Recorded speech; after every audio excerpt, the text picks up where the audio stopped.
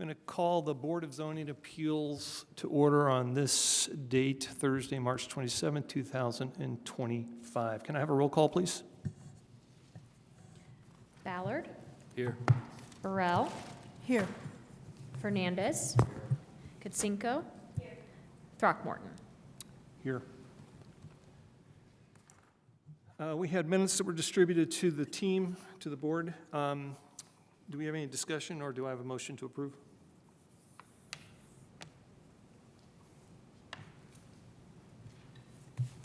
I'll move approval of minutes from February 20th, 2025 meeting.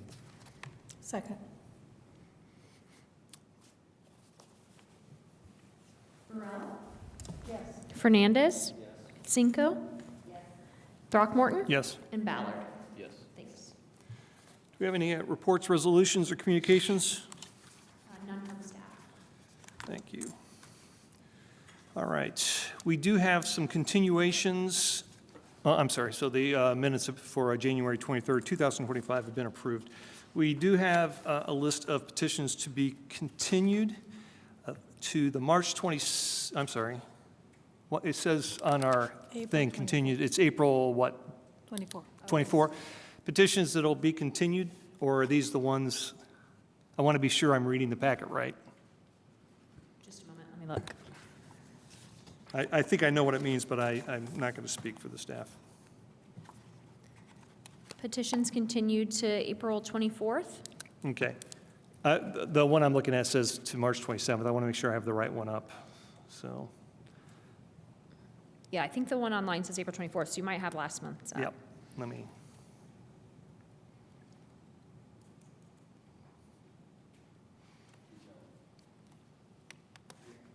I've raised this issue before, but I just don't understand why we continue to have the Cutters Kirkwood petition on this agenda. I mean, there was a subsequent petition that was approved. So this is kind of moot, but it continues to be on our agenda. So I don't know why we continue it because it's not an active petition. I'm happy to explain it again.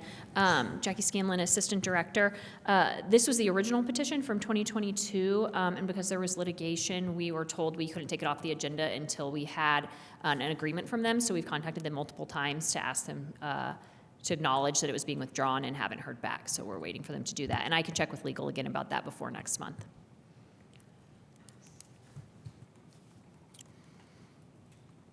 Okay. All right. John, anything further on that? The petitions that will be continued to April 24th, 2025 will be AA-17-22 Joe Kemp Construction, LLC, and Blackwell Construction, Inc., V-27-22 Cutters Kirkwood 123, LLC. Do I need to name those subs on there? No. Okay. Those are, all right. And so there's 1, 2, 3, 4, 5, 6 subs portions to that falls within that continuation? No, Or- I'm so sorry. So Those are administrative they're all appeals. separate. Okay. Yep. Administrative Appeal 06-25 slash APPL 2025-02-003 Porter Land or Lawn. You do not AA have to say the second part, is what I was saying. Like, if you just Oh, want to give the okay. traditional number, that's All great. right. AA-07-25 Eli Brown, V-13-25 Carolina Lopez, CU-08-25 Kamar Zaldi, I think it's, or Zayadi. CU-33-24 Hat Reynolds LLC, V-10-25 Tabor Bruce Architecture and Design. All, again, will be continued to the April 24th, 2025 meeting. So tonight we will be hearing in this order V-02-25 Patrick Riggs, CU-09-25 Jared Taylor, V-11-25 Smith and Hayes Properties LLC, and we will conclude this evening with V-12-25 Don Cowden Foundation, Inc., Chick-fil-A. With that, we'll go to the first petition this evening, and that petition, again, is the variance V-02-25, Patrick Riggs. And may I have a report from the staff?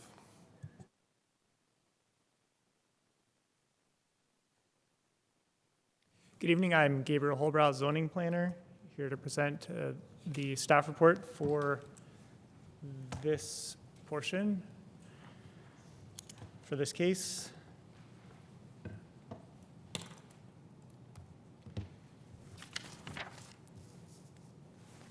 So this is a second hearing for this case. You may remember from February. The property is 2415 West Fountain Drive. The property is 1.17 acres on the west side of the intersection where North Lemon Lane meets West Fountain Drive on the northwest side of the city. It's currently zoned to mixed-use employment, ME. In the comprehensive plan, it's given the designation employment center. The existing land use is a single-family dwelling, and proposed will be a single-family dwelling with a detached accessory dwelling unit, detached ADU. Surrounding properties are characterized by, characterized by a low density of development with a mix of residential and commercial uses. The area is also characterized by karst geology, including several sinkholes. There's a compound karst feature encompassing 2 sinkhole depressions to the west and southwest of the property. So this was the site plan shown at the first hearing. Generally, the petitioner proposes to construct, there's already a residential structure on the property. The petitioner proposes to construct a new detached single-family house.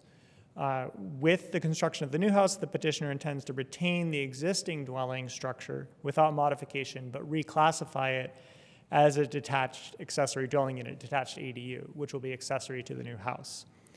So this was the previous version of it.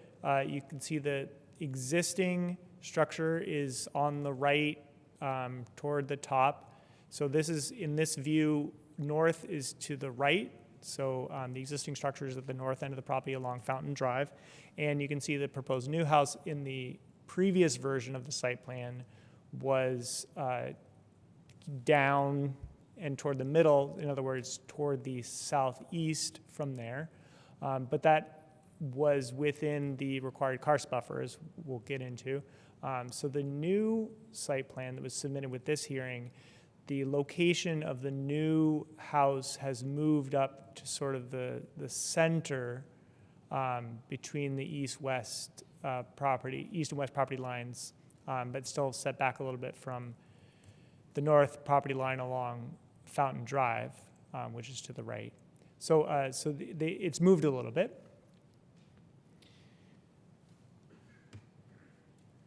So this is the existing structure on the property that is proposed to become an ADU. So in order to accomplish building the new house, the petitioner is requesting 2 variances.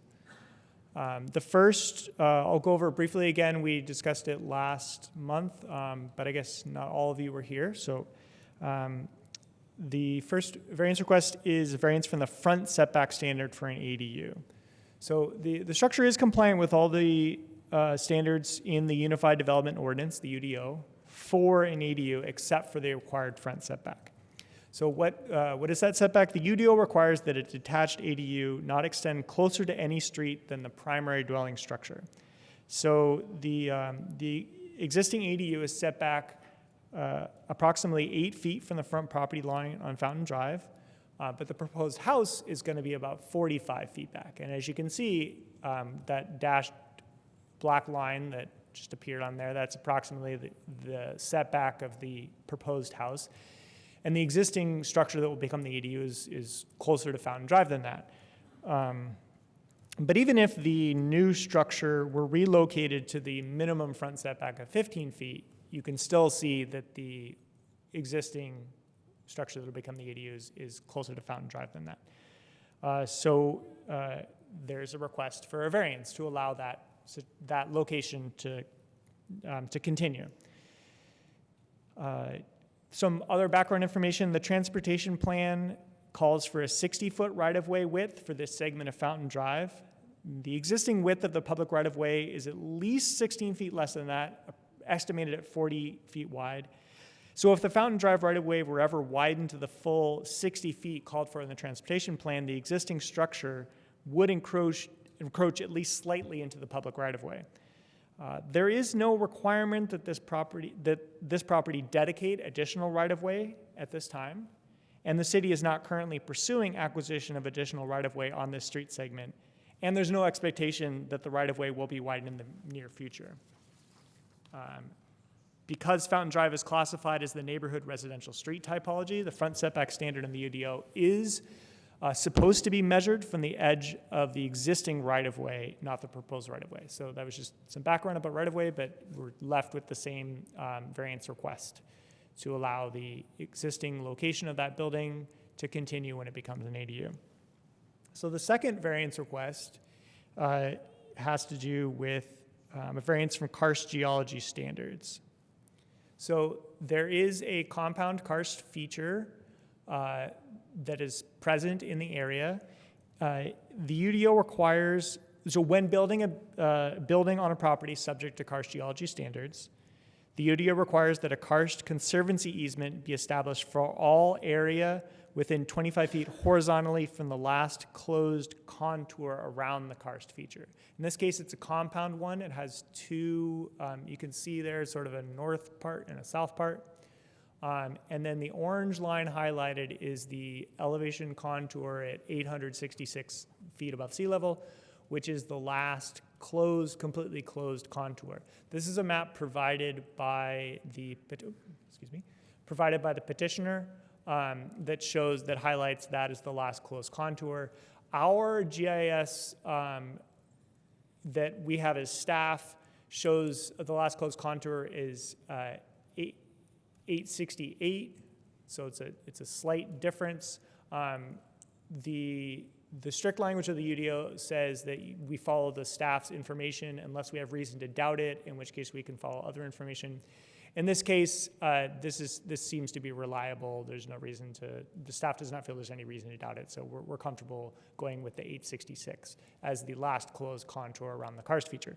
So to back up a little bit, the conservancy easement needs to be 25 feet horizontal from that orange line you see there. So where does that come on the site? That's the 866 contour line crossing this part of the site. 25 feet from it, approximately here. And where the building has been relocated is outside the area that will have to be in a karst conservancy easement. But there's also for the UDO prohibits structures within 10 feet of the easement, meaning that effectively a building can't be built within 35 feet of the last closed contour. So that is over here. So the proposed building location is within that 10-foot buffer, so the variance is still required for the building. The buildable area on the site that is completely outside these is all the stuff that's to the right, to the north of that line, approximately highlighted in yellow here. So even though this is a fairly large property because of the compound karst feature, there's not as much buildable area as you would think. So this is approximately what the buildable area is beyond all the karst buffers.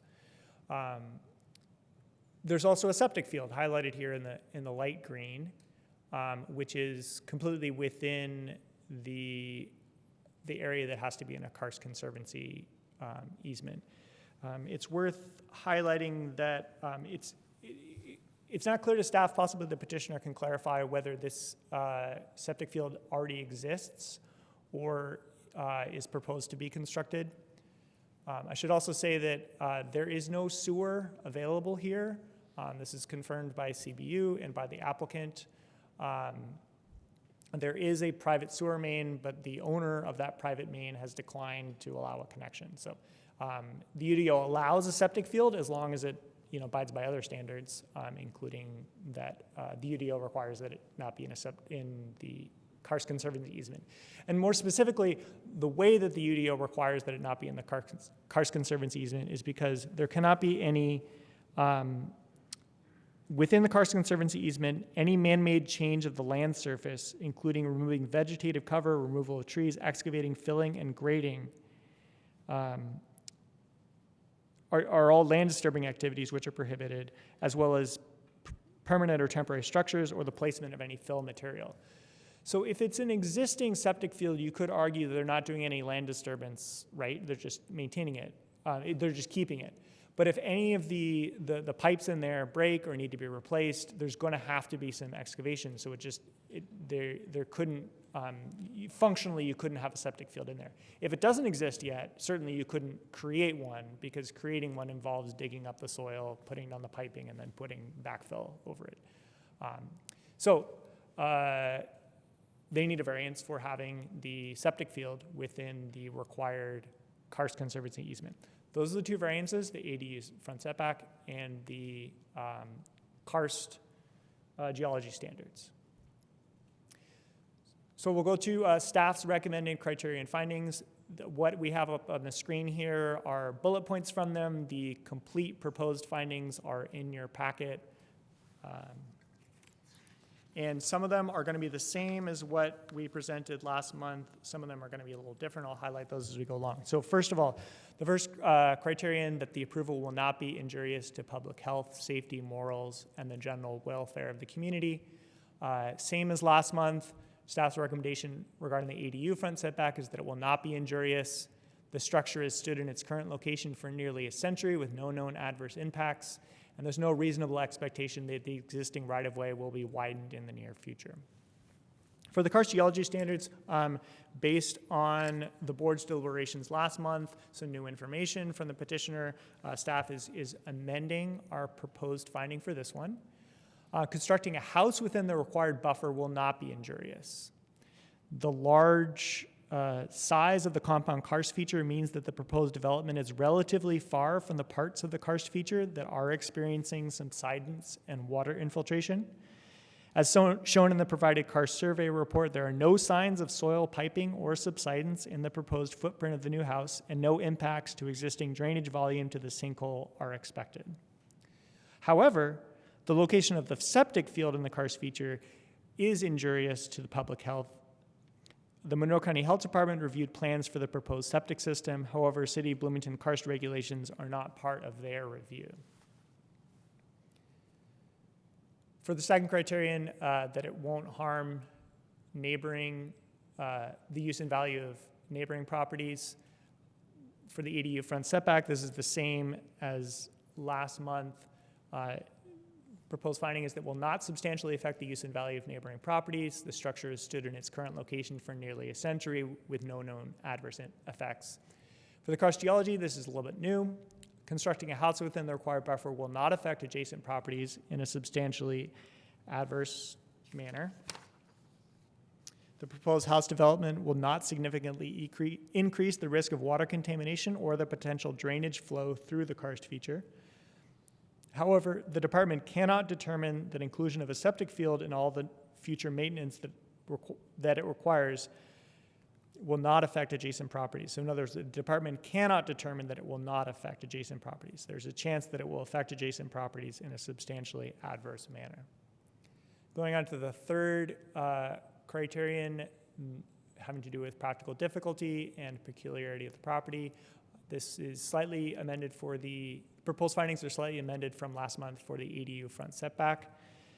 It is infeasible to move the existing structure because of its structural condition. Even if relocation to elsewhere on the property were feasible, the limited buildable area on the property due to the karst geology and need for a septic system pose practical difficulties to find room for both a detached ADU and a primary dwelling structure. For the karst geology, this is a new proposed finding. Even compared to other properties adjacent to karst features, the karst standards as applied to this property are peculiar. Those peculiarities include the distance between the individual sinkholes in the compound karst feature results in a peculiarly large karst buffer. The centers of the individual sinkholes in the compound karst feature are more than 300 feet from each other and not even on the petition property. The UDO's required easement distance from the karst feature renders a significant portion of the property unbuildable, and the size and shape of the remaining buildable area outside required setbacks from karst and property lines further restricts what can be built to a peculiar degree. The buildable area is roughly triangular, making it difficult to locate features in the corners of the area.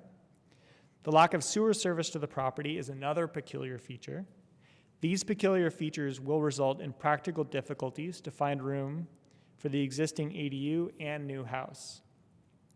However, there's no evidence presented that the septic system cannot be located to the west of the residences. Granting a variance for the proposed location of the house will relieve the obvious practical difficulty. However, no information has been presented that indicates a practical difficulty requiring issuance of a variance to allow the location of the septic system in an environmentally sensitive location on the property.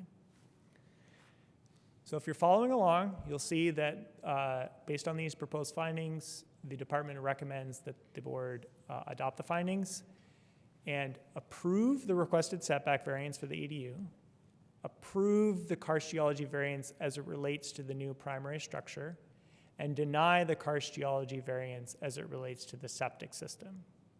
With that, we recommend two conditions.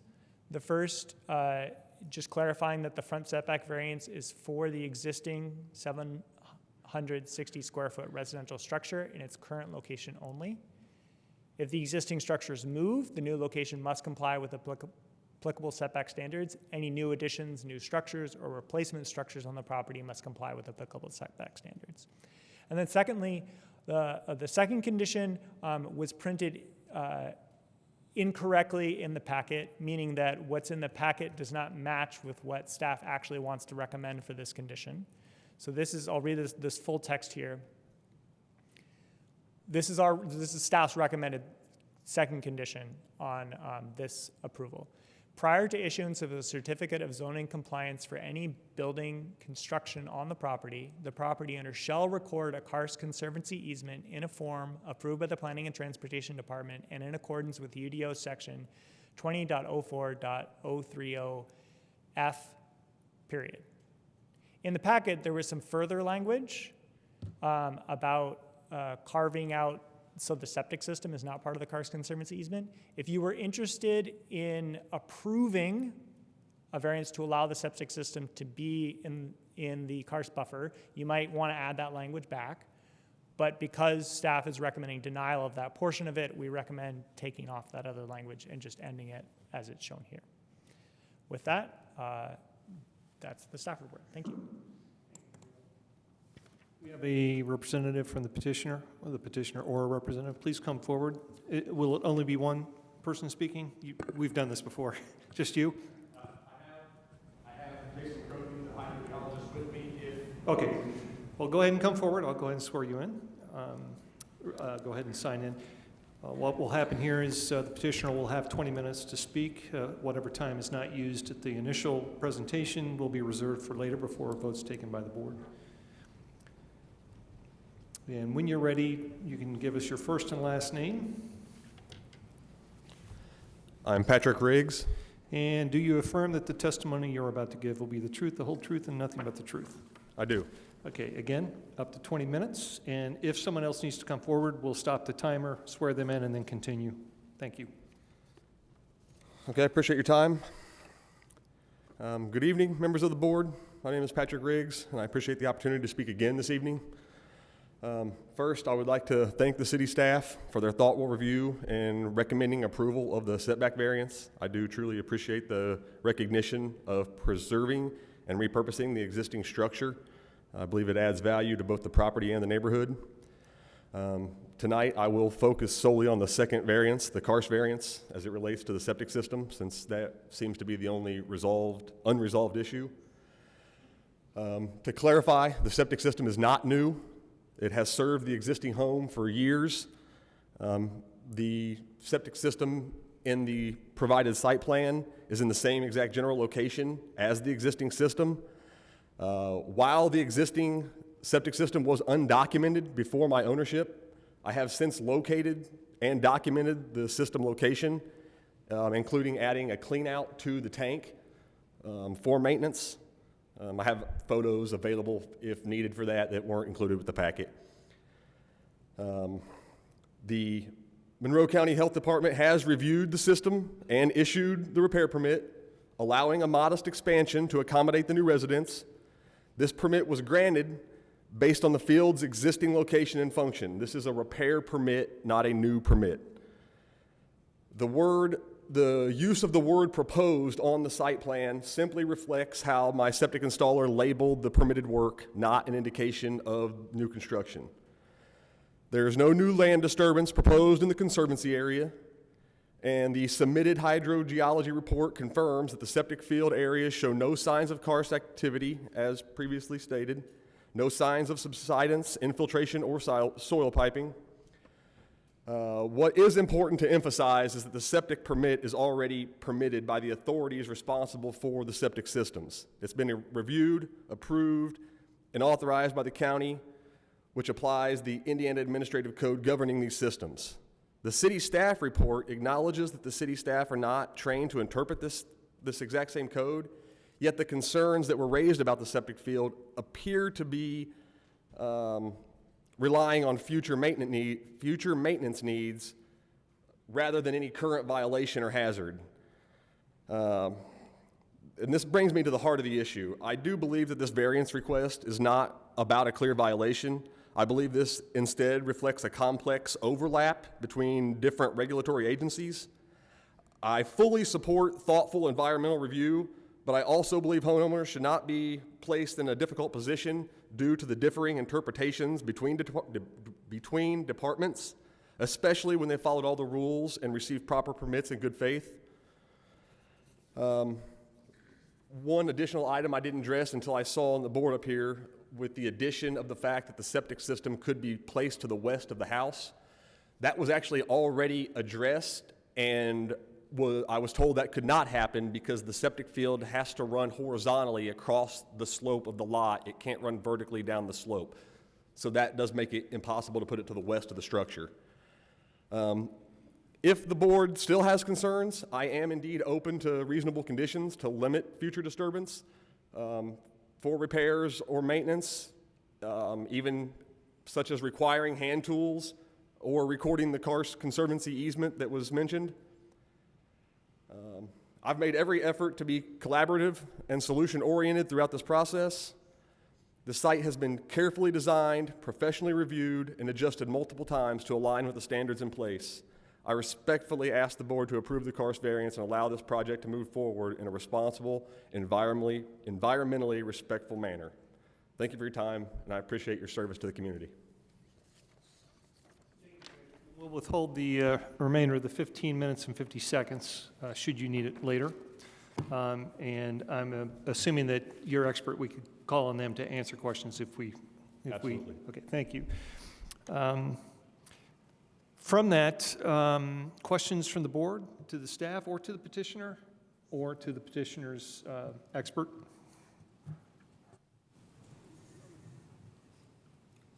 Go ahead. My question is for Gabriel. So when you gave your report, you weren't sure that the septic was old or, existing or not, correct? You didn't know if he was applying for a new septic location or if it already exists, correct? That's correct, but I learned just a minute ago from Mr. Riggs that it is existing. It is existing. Does that make any difference on your recommendation? It does not change the staff recommendation. Well, first of all, it doesn't change the standards about it. That is to say that for the septic system, well, let's see. Very, very, very, very, very technically, it could remain there and have a Karst Conservancy easement on it. That seems like a bad outcome. As staff, I evaluate that as a bad outcome because if there's a Karst Conservancy easement on it and he ever needs to go and repair it, that would be violating the Karst Conservancy easement. It would seem like a bad situation to set up something where normal maintenance of an important piece of equipment on his property requires violating an easement. So very, very technically speaking, it's already there. It can continue to be there, but that seems like a bad outcome. Staff's recommendation is that that the board deny the variance for, to have that septic field there, and it possibly would be prudent to add a condition that the septic system be moved. The petitioner has stated that there is not other locations on the property, so that may be a difficulty. I just want to be clear, that's, if that were we can't really add that as a staff position because it was not in the packet. This is what you're saying that you would suggest now. Correct. I mean, it would have to be a motion by one of you, yes. Exactly. We would have to introduce that. Okay, because Correct. that's not part of the staff Correct, report. yeah. I just want to make sure I'm clear on that. Any other questions for the petitioner or to the staff? Just a quick one. The fact that there was a renewal septic permit. No, hold on, let me address this. You will have 15 minutes and 50 seconds. If we don't ask a question of you, the petitioner, hold that, and then please, that's when we want you to address it. But sometimes we'll circle back during this questioning period and ask you to address it, and then that doesn't come out of your 15 minutes and 50. Okay, just so you know that you'll have plenty of opportunity. Okay, I'm sorry. Go ahead, Tim. Yeah, so the discrepancy seems to be between planning recommendation and the Monroe County Health Department.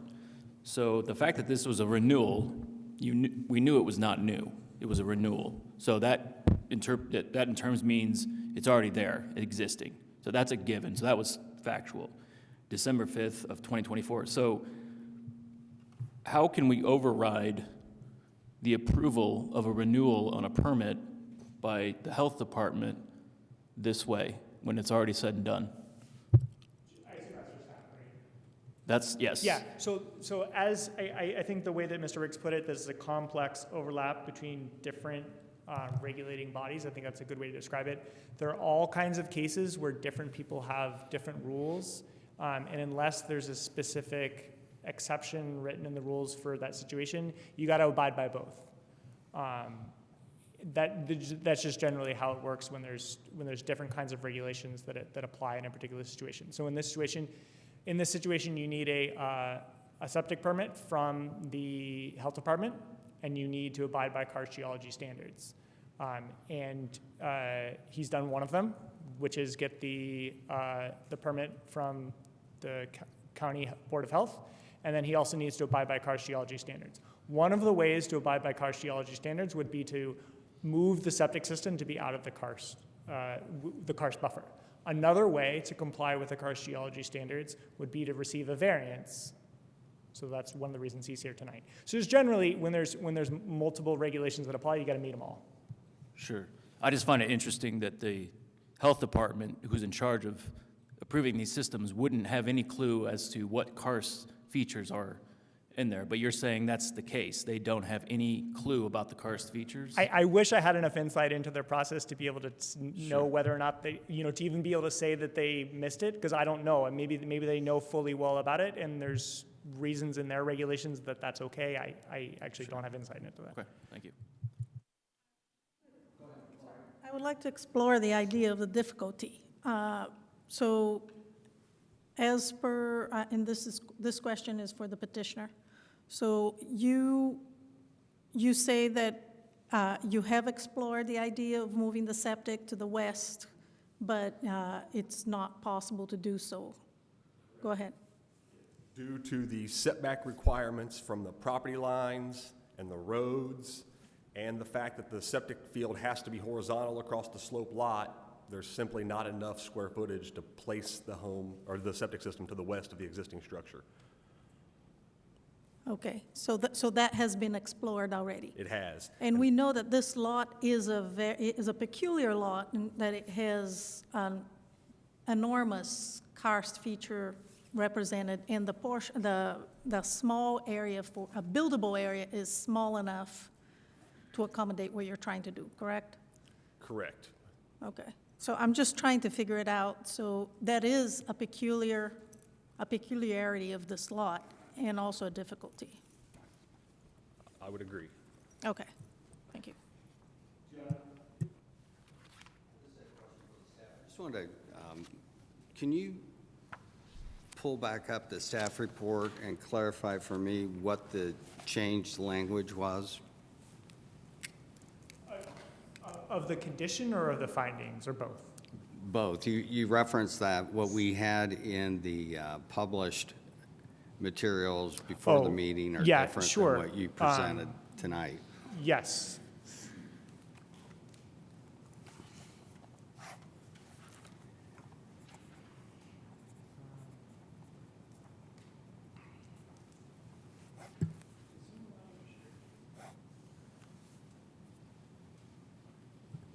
Hold on while we make this up as we go along. So I'm going to share, While you're looking that up, I mean, I could say on condition, on the condition, the recommendation condition 2, the only change was a period after the code, UDO section 20.04. it's a little more than that.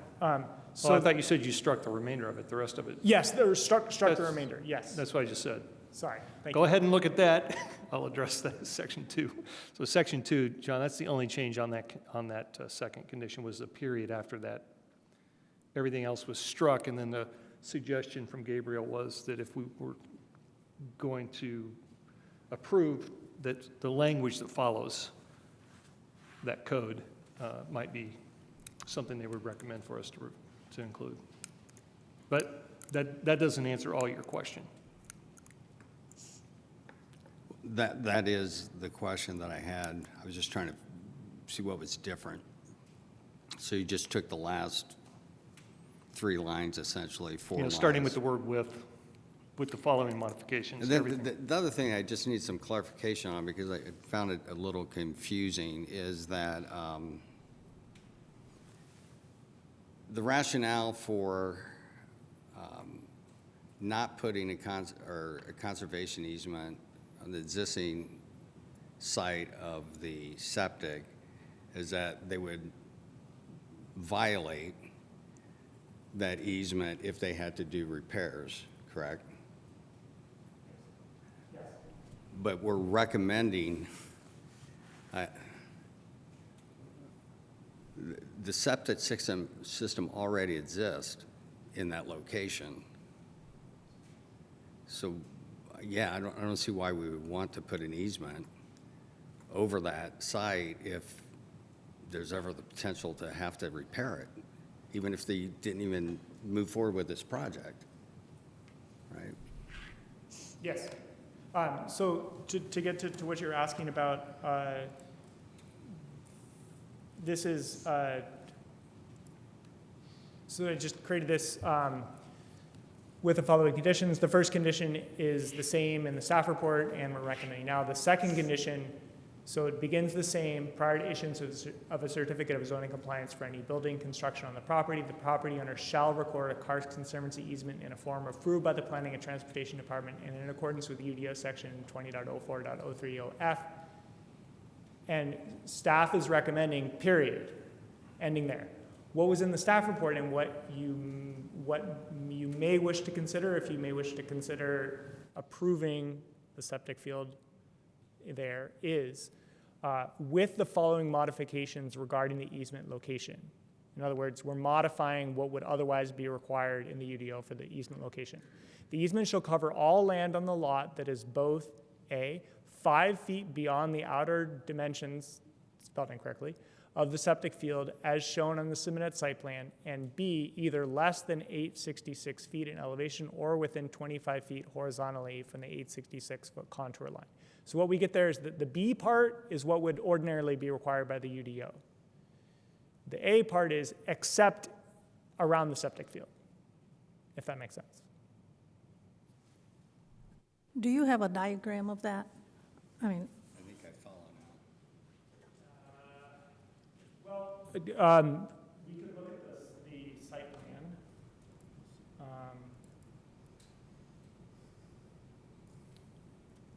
You're going to want the contour map. Can I ask another question? Yeah. Sorry. So based on everything we heard from the petitioner and we've read, you're still saying that in the proposed findings under karst geology, that there has been no evidence presented that the septic system cannot be located to the west of the residences.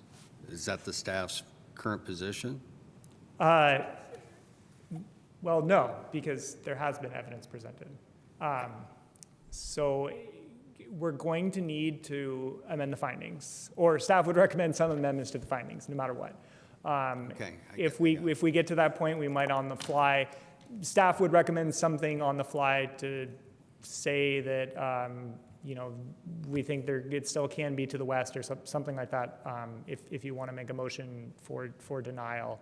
But one way or another, one way or another, staff would recommend amending those findings a little bit, depending on how the board wants to move. Got it. Yeah, we won't get ahead of ourselves, but here. I'd like to hear from the hydrologist.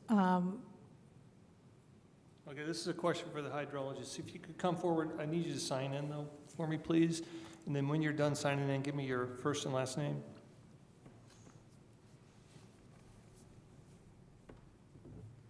Jason Crothy. And do you affirm that the testimony you're about to give will be the truth, the whole truth, and nothing but the truth? I do. And then what I'm going to just suggest is that you address this question and that one that you wanted to talk about. Save that for the follow-up. Okay. Thank you.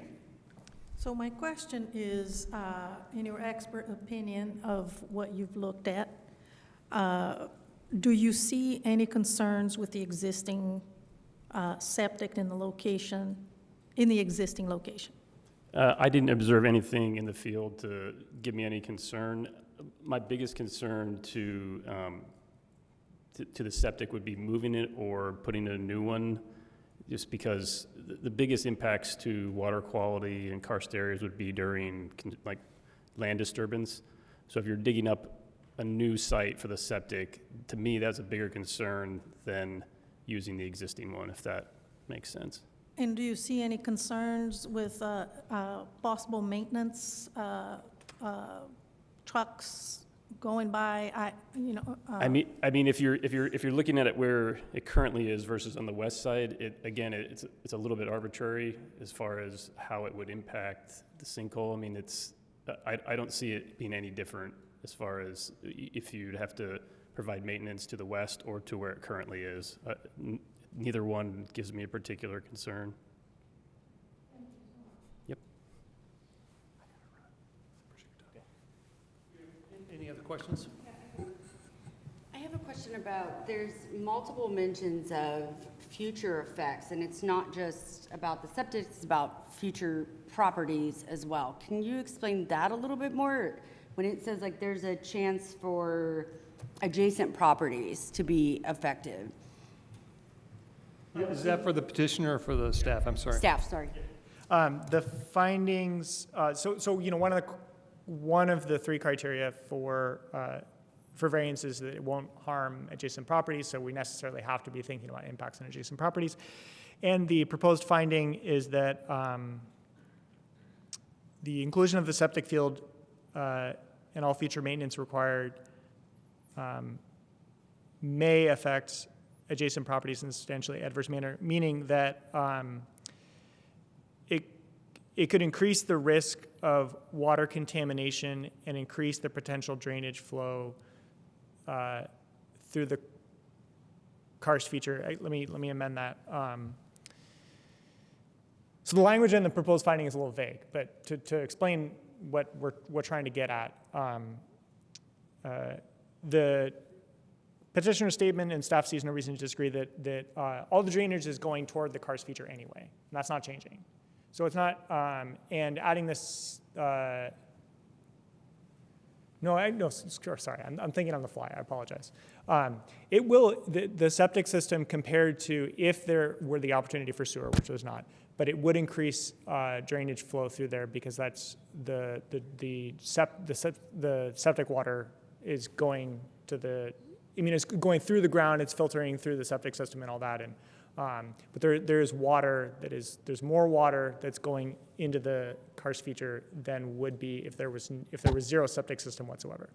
So there's that. More water means that there's more chance for the piping, for to create the fissures, to create subsidence. I mean, that's how karst features work. So more water means more subsidence potentially in the future. And then the other thing is the water quality. So septic systems are designed so that at the end it's as clean enough. It's not polluting the water. That's their function. But they do fail. That can happen. And so that's a potential adverse impact of having that septic system in the karst. So that's the staff recommendation about those two things. Could you put up the overview of page 14, proposed, the existing home and the proposed residence, Maureen? This is for Patrick, the petitioner.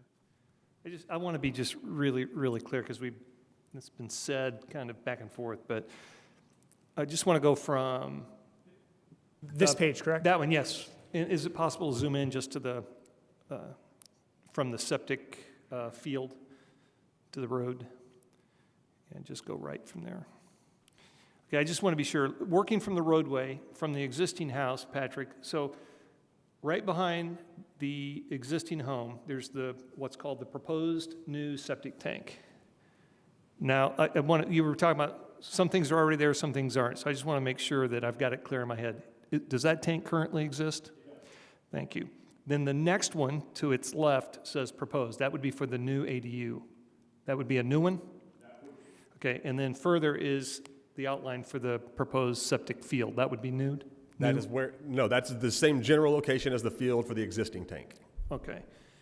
So the reason I just want to make sure that we're all clear and looking at it while we're talking about it. But one thing that John said did kind of concern me, that if we just kind of abandon that field, let's say that that's what happens, abandon it, it could still end up posing a risk because it's not being used on a regular basis nor maintained. So we could end up, for you, Patrick, we could end up having a problem with that field if it's not maintained and used, if we just let it go and left it alone and try to do something else on that property. It benefits you to make sure that it's being used and maintained, right? I would believe so if I understand your. Less likely that there would be an unaddressed problem that no one would notice down the road that could lead to adverse effects on the property and the properties adjacent. Yeah, if we abandoned it. In your opinion. Correct. Okay. And Gabriel, do you feel the same way, or? If it were simply abandoned. Yeah, I know. I'm using that as an extreme. Maybe I don't understand enough about septic systems, but I don't think that would be a concern because there wouldn't be water, there wouldn't be sewage flowing into it. So it would just be pipes in the ground. It effectively is trash at that point in the ground, but it's trash that's not particularly harmful to anybody. So you'd be the opinion there would probably be no adverse effects if it were in fact abandoned. Yes, with the caveat that I'm not a specialist in septic systems. Okay, that's all I wanted to hear. Thank you. It's not just trash. We'll continue to. Any other questions for the petitioner staff? Are there any other questions from the board concerning procedural issues? Anything like that? Okay. If not, if you'll have a seat, Patrick, we're going to go to the public for comment. Is there anyone either online who would like to make comment, or anyone in chambers who would like to come forward and speak to this petition? None online? None in the Zoom. All right. All right. With that, then back to Patrick or to your expert. You do have 15 minutes and 50 seconds if you want to address anything that came up to this point. You have that time, and you can do that now.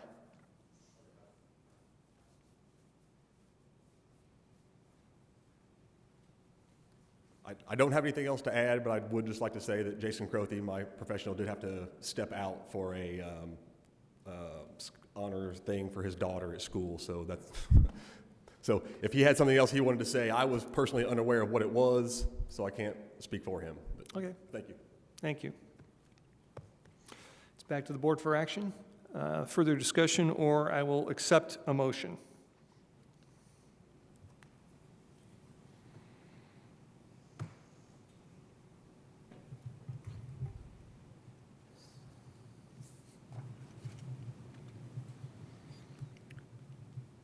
mean, I'd like to figure out a way to get an approval for the septic, because I think the expert, the geologist who spoke is the bottom line. They know the most, more than staff, more than us. And they're saying it's neither here nor there, whether we make them put it to the west, which they can't, or if it stays where it is. And it's actually worse if we try to remove the system. So that's my line of thinking. I think this is a great plan for a great house. They're getting the setbacks. We need more houses like this, so that's where I'm at. Any further comments or discussion? Otherwise, we seek a motion. So if we want to, as part of the motion, if we go in Tim's direction, we'll have to amend a couple of the findings. Yeah, number 3. So I would propose the following, that we, the changes, I'm not sure how to put this in the form of a motion, but in the proposed findings, number 1, under karst geology, in the second to the last sentence, which currently reads, however, location of a septic field in a karst feature is injurious to the public health, safety, and general welfare of the community, I would strike is injurious and replace it with may be injurious. And then in the findings, number 3, I would delete, it is the third to the last sentence. However, there has been no evidence presented that the septic system cannot be located to the west of the residences. I would just strike that entire sentence. And then in the recommendations, I would change deny to approve the karst geology variance. And then add in the original language in condition number 2. That was very, very comprehensive. Thank you. Do I have a second? Second. Okay, we have a motion and a second. Is there a further discussion or questions that we need to have answered before we take a vote? And we will come back to staff in just a moment to see if they have anything to add to the findings. Anything from the board? I mean, I would just make a comment. I mean, I definitely appreciate, you know, some of the challenging issues that the staff's trying to wade through on this one. I think we would generally prefer not to have septic systems in karst topography close to a sinkhole. This one has pre-existed. There doesn't appear to be any evidence of failings or problems. And, you know, the county health department signed off on it. And I think we ought to give them deference since it's their jurisdiction. So with that, Gabriel, would you like to make comment on that motion? I was just going to volunteer. I can put anything up on the screen if you want it up there.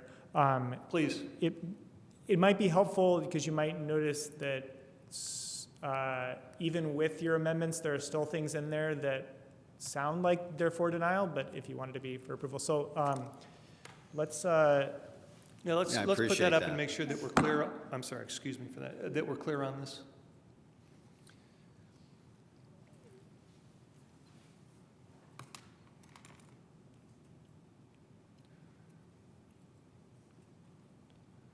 We're focusing primarily on the second point after the recommendation.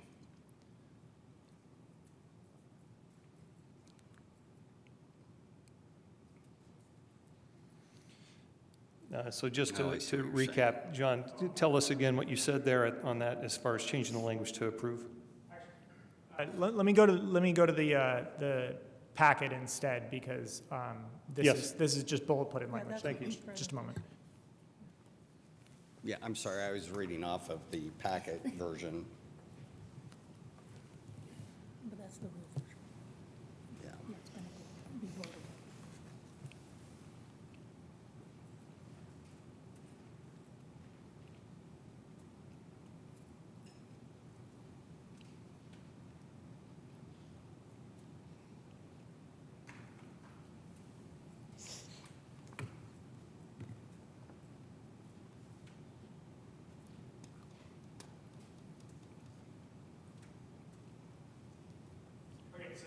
If you can read this, this is the proposed findings for the first criterion. So let's see if I can,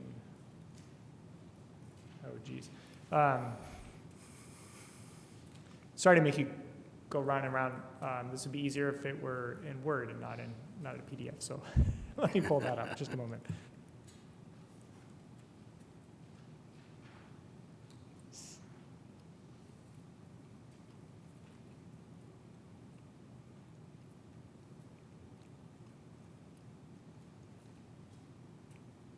And while you're doing that, just for those that are here in chambers with us, if we are going to approve something that goes against the recommendations of the city, we do have to present alternate findings that explain why we're providing either a variance, either approving it or denying. We always have to come up with a valid explanation for the rationale for our decision. So it's just not a matter of saying we're either for it or against it. And that's what we're doing here. So this tends to take a little bit of time, so I just wanted to explain that to folks so they understood what we're trying to do here.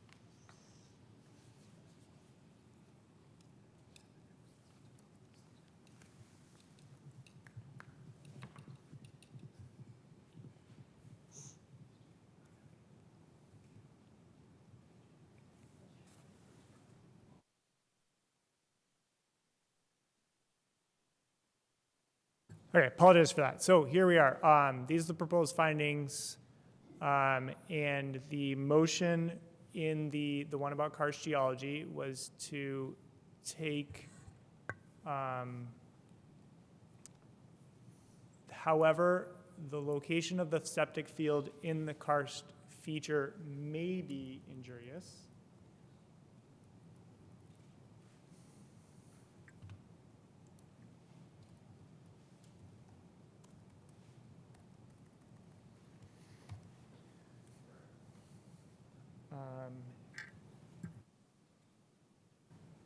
And then in the third, the findings for the third criterion, we have, however, there's been no evidence presented. We strike this sentence. And then in the recommendation, it would be and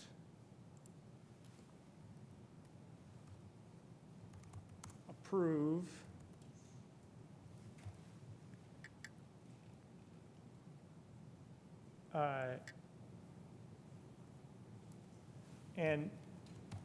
And the second condition would include the underlined language. So that's, as I understand, so first question, Mr. Fernandez, is this what you had in your motion? Yes, so if we go back to the finding number 3, so there's the sentence that was struck out that you can see there in the strikeout, then granting a variance for the proposed location of the house will relieve the obvious practical difficulty. But the next sentence, however, no information has been presented that indicates it. Okay.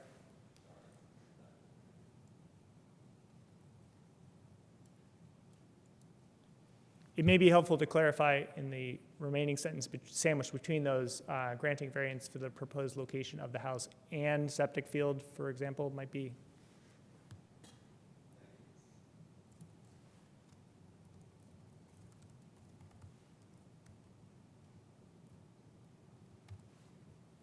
that addresses what you were saying, Flavia. Yeah. And up at the top on the screen is the recommended finding for the second criterion. The final sentence, however, the department cannot determine that the inclusion of a septic field in all the future maintenance that it requires will not affect adjacent properties. That would seem to lead toward denial. You may want to amend that one as well. I mean, is that addressed, John, by deferring to the Monroe County Health Department findings?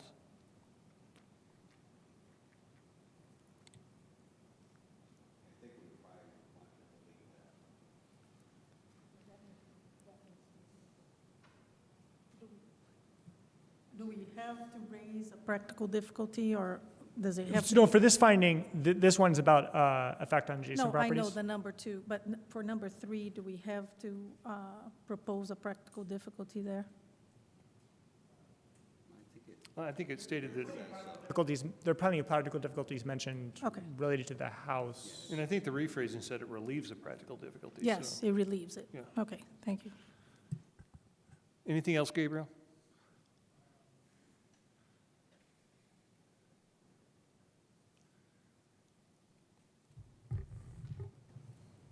This is a matter of opinion, so I just want to be clear that I want to defer to the board. My personal opinion is that if you're going to recommend approval, leaving something in there about maybe injurious, if you want to recommend approval, maybe you'd want to have a finding that's a little stronger, like not injurious, but definitely don't, that's totally your. Well, that's a good Yours, point, but again, it does go back, John, to deferring to the Monroe County Health Department, because they're the ones who did not find there to be an issue. Gabriel, that would allow us to just strike it, right?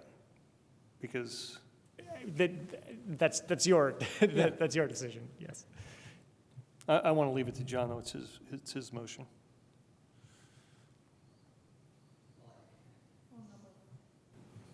Yeah, I mean, I think it's generally,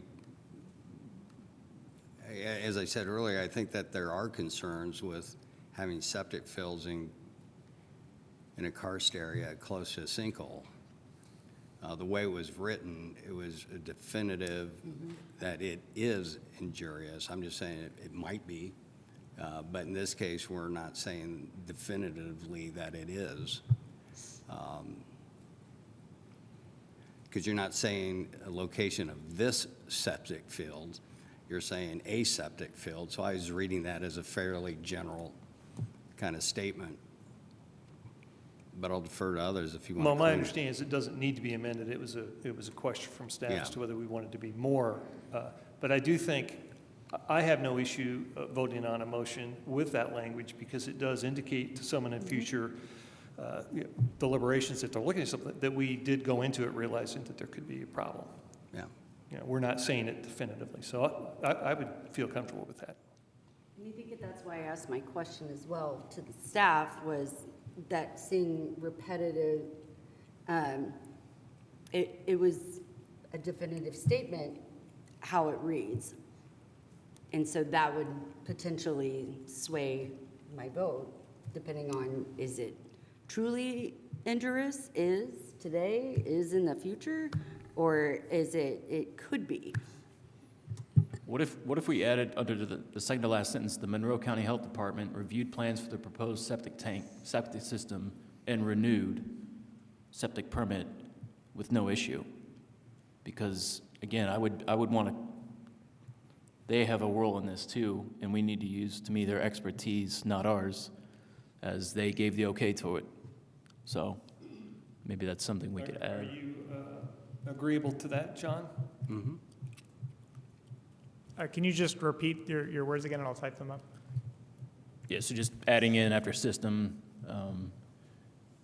and gave permit renewal for septic system or for septic For permit. existing. Existing, yeah, Yeah. They granted yeah. I agree, Tim. That, just makes a better record. Yeah. Do we feel comfortable with this motion as it now stands? And we do have a second, correct? Well, I do have a question on the last condition of the recommendation, because you're recommending that the property owner shall record a karst conservancy easement in the form of approved by the Planning and Transportation Department according to the UDO. Do we have to add 5 feet beyond the outer dimensions of the septic field as shown as submitted in the site plan?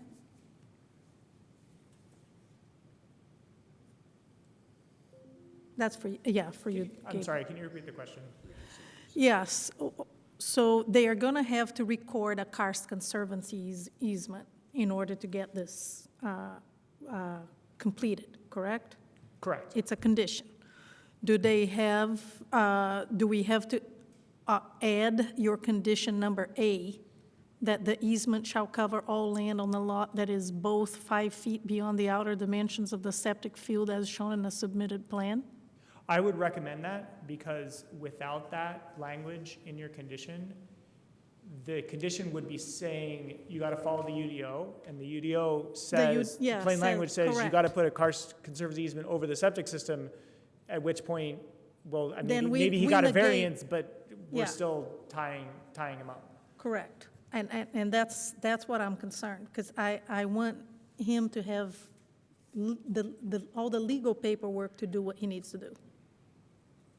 Right, so the A section there is saying that the karst conservancy easement doesn't cover the septic system. Correct. And it's 5 feet from it. So Correct. there'd be room to walk around it, basically. Yes, that's what, is that what you agree? Okay. Any other comments or questions? My question then to staff is, is there a need for us to restate this motion and second it, or do we feel that we're all in agreement? If you all feel that you're in agreement, I think because it's recorded, like, we'll be fine to be able to pull it out. If you all feel that you're, John Good is to go. the motion maker. Are you okay with that? I'm comfortable with it, yeah. Okay.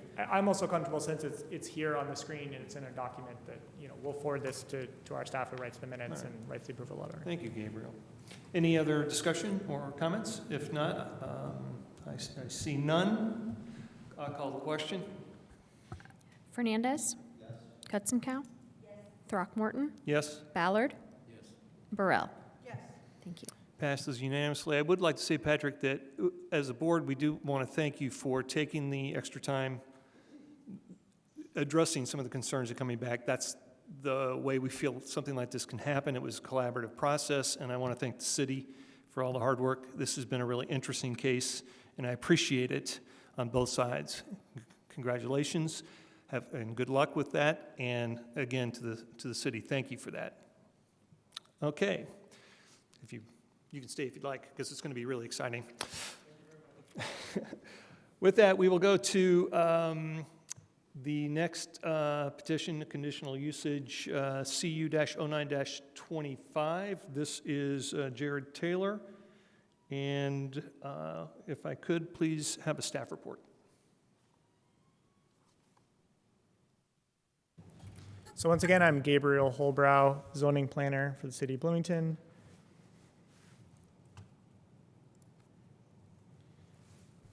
This is a request for conditional use approval to allow an increase in the number of bedrooms within an existing structure of a lawfully existing dwelling, duplex in the residential medium lot, that's the R2 zoning district. So the key parts here are that it already exists, but it doesn't yet have a conditional use, but they're adding bedrooms. The property is approximately a half acre at the northwest corner of North Meadowlark Lane and East Post Road in the Grandview Hills neighborhood. It's about a half acre. It's zoned R2. In the comprehensive plan, it's neighborhood residential. The existing land use is a duplex, and the proposed land use is a duplex.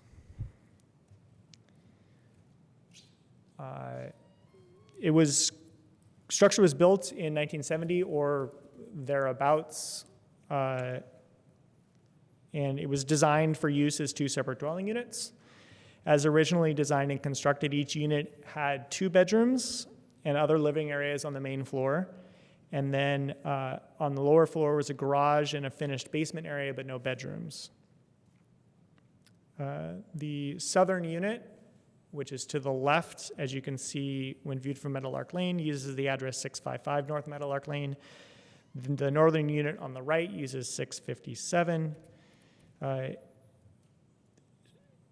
It's been continuously 2 separate dwelling units since 1970. The zoning rules have changed over the years. When it was built, this was allowed. I'm not sure how it was classified exactly, but it was allowed. In intervening years, it became not allowed, but could continue as a lawful non-conforming use. And then today, it would be allowed, you can construct a new duplex in the R2 district, as you've seen from other cases, but it requires a conditional use approval. But this one so far hasn't needed one because it's just continued as a lawful non-conforming use. But as part of a regular inspection cycle for a rental occupancy permit in December, an inspector from the Hand Department, Housing and Neighborhood Development, observed a 3rd basement bedroom had been added to each unit. The 3rd bedroom in 667 on the right had existed for at least a few years, but the 3rd bedroom in 665, sorry, those numbers are incorrect. 657 and 655. The bedroom in 655 on the left was recently constructed and not yet occupied. So adding the bedrooms increases habitable space and needs to have it be legitimized with the conditional use approval. So that's why we're here. So if we look at it, you'll recall that the use-specific standards for a duplex in these districts that are part of what you look at for a conditional use approval include that the design of the structure is compatible with other residential structures on the same block. So here's some photos of it. It's built in 1970. It looks like it. It looks a lot like the other houses on the street. This is from Meadowlark Lane. This is the south side. You can see the upper level there, and then the lower level. I believe that this at one time was a garage door. It's long since no longer, and that's leading toward where the bedroom is. There's not an attached garage on this side of it. So here's the rear, viewing from the west. And here's a view from the northwest. You can see the north side of the house and a little bit of the rear again. This is the layout of it. This is the upstairs. You can see there's master bedroom and bedroom on one side, and then 2 bedrooms on the other with the kitchen and living area.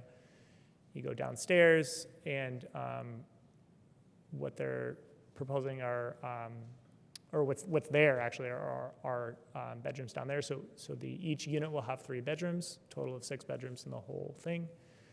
Here's a photo of the newer bedroom on the 655 side. So the criterion findings, for this conditional use, there are a few different criteria. Again, these are bullet points. The full recommended findings are in the staff report. So the proposed finding is that it meets all the use-specific standards for a duplex dwelling in the R2 zoning district.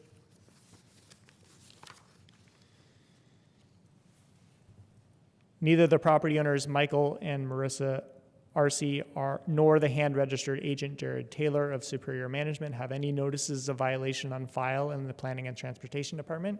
Each unit has its own separate exterior entrance facing Meadowlark Lane.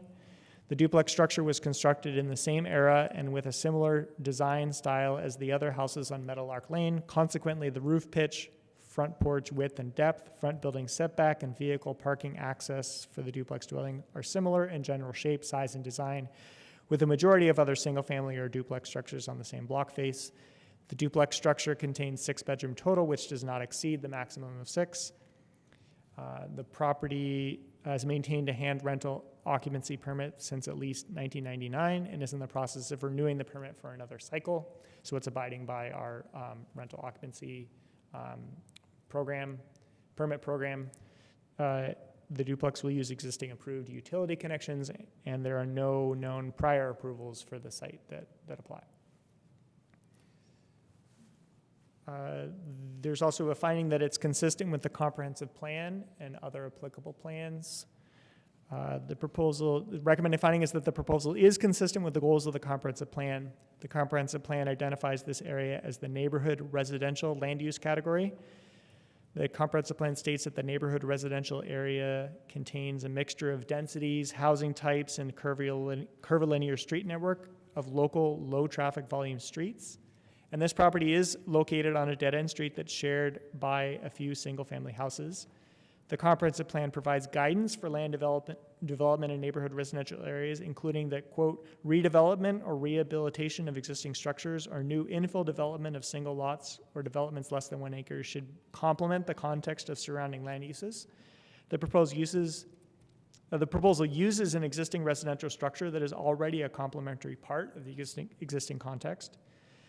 Comprehensive Plan Policy 5.3.1 encourages opportunities for infill and redevelopment across Bloomington with consideration for increased residential densities, complementary design, and underutilized housing types such as accessory dwelling units and duplexes. So this location is served by existing services and utilities. Then there's a finding that it provides adequate public services and facilities. In this case, the site has existing utility connections. No issues have been identified. There are findings, you need to have findings that it minimizes or mitigates adverse impacts, including that the proposed use and development will not result in excessive destruction, loss, or damage of any natural, scenic, or historic feature of significant importance. The recommended finding is that there are no natural, scenic, or historic features that will be impacted. The proposed development shall not cause significant adverse impacts on surrounding properties nor create a nuisance by reason of noise, smoke, odors, vibrations, or objectionable lights. The recommended finding includes that no significant adverse impacts are expected from the addition of 2 bedrooms within the existing duplex structure. No changes to outside lighting,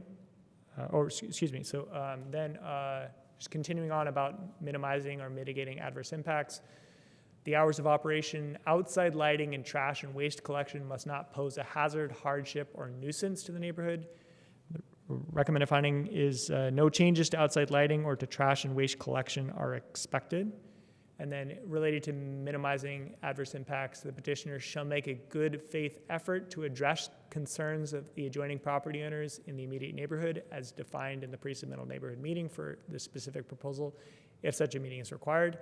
And the petitioner invited members of the petitioners offered multiple occasions to meet with interested parties to discuss and address any concerns about the project. The petitioner invited members of the Grandview Hills Neighborhood Association to neighborhood meetings in the form of open houses at the property on February 25th and March 10th, 2025. Not in the findings, but you will see in the packet, there was an email from a neighbor in support. Then there's consideration of if there's a phasing plan, is it rational? Recommended finding is no phasing is proposed. The department recommends that the board adopt the proposed findings and approve CU-09-25 and other numbers with the following condition. This conditional use approval is limited to the exterior design and interior floor plans shown and discussed in the packet. Thank you.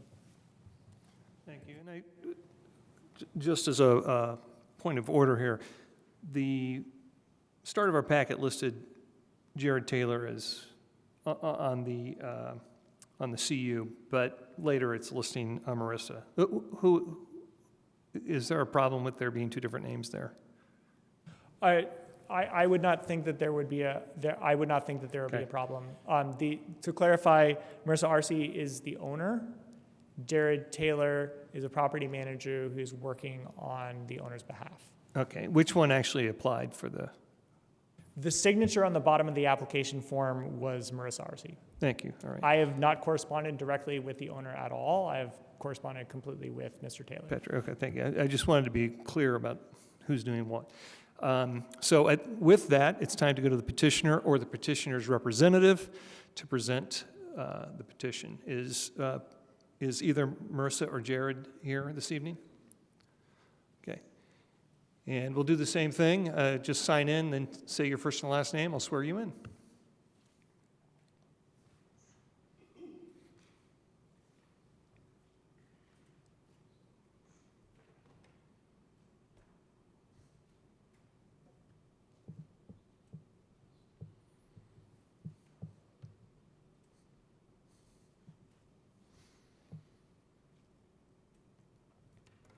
Jared Taylor. Do you affirm that the testimony you're about to give will be the truth, the whole truth, and nothing but the truth? I do. And to restate, you'll have 20 minutes. Whatever time you don't use, you can use again before a motion is taken from the board. Thank you. Please. I'd like to thank the board for your time and consideration in this. It's been a process. But with that said, I wanted to make a few points. The property was bought and purchased in 2021. At that time, 657 already had the third bedroom in the downstairs. And it had already been through one hand inspection where that was on their radar. As for 655, that was put in 2022. And then during the recent hand inspection, it was found that it didn't, couldn't be upgraded because the property was R2 zone and it was grandfathered in. The reason why we would like to, other than monetary reasons, to have the third bedroom is, it is a very quiet neighborhood. We get along great with our neighbors there. Most of our tenants that we like to appeal to are grad students, and you know, most of the neighbors are not wanting, you know, young college students in there who are partying at night and staying loud. They want somebody in there. So currently we have a tenant that is working at IU on the 657 side, and the last couple tenants have been grad students going to IU. But that's really all I have, unless you have any questions. Thank you. Thank you. At this point, we'll come to the board for any questions you may have for the staff or the petitioner.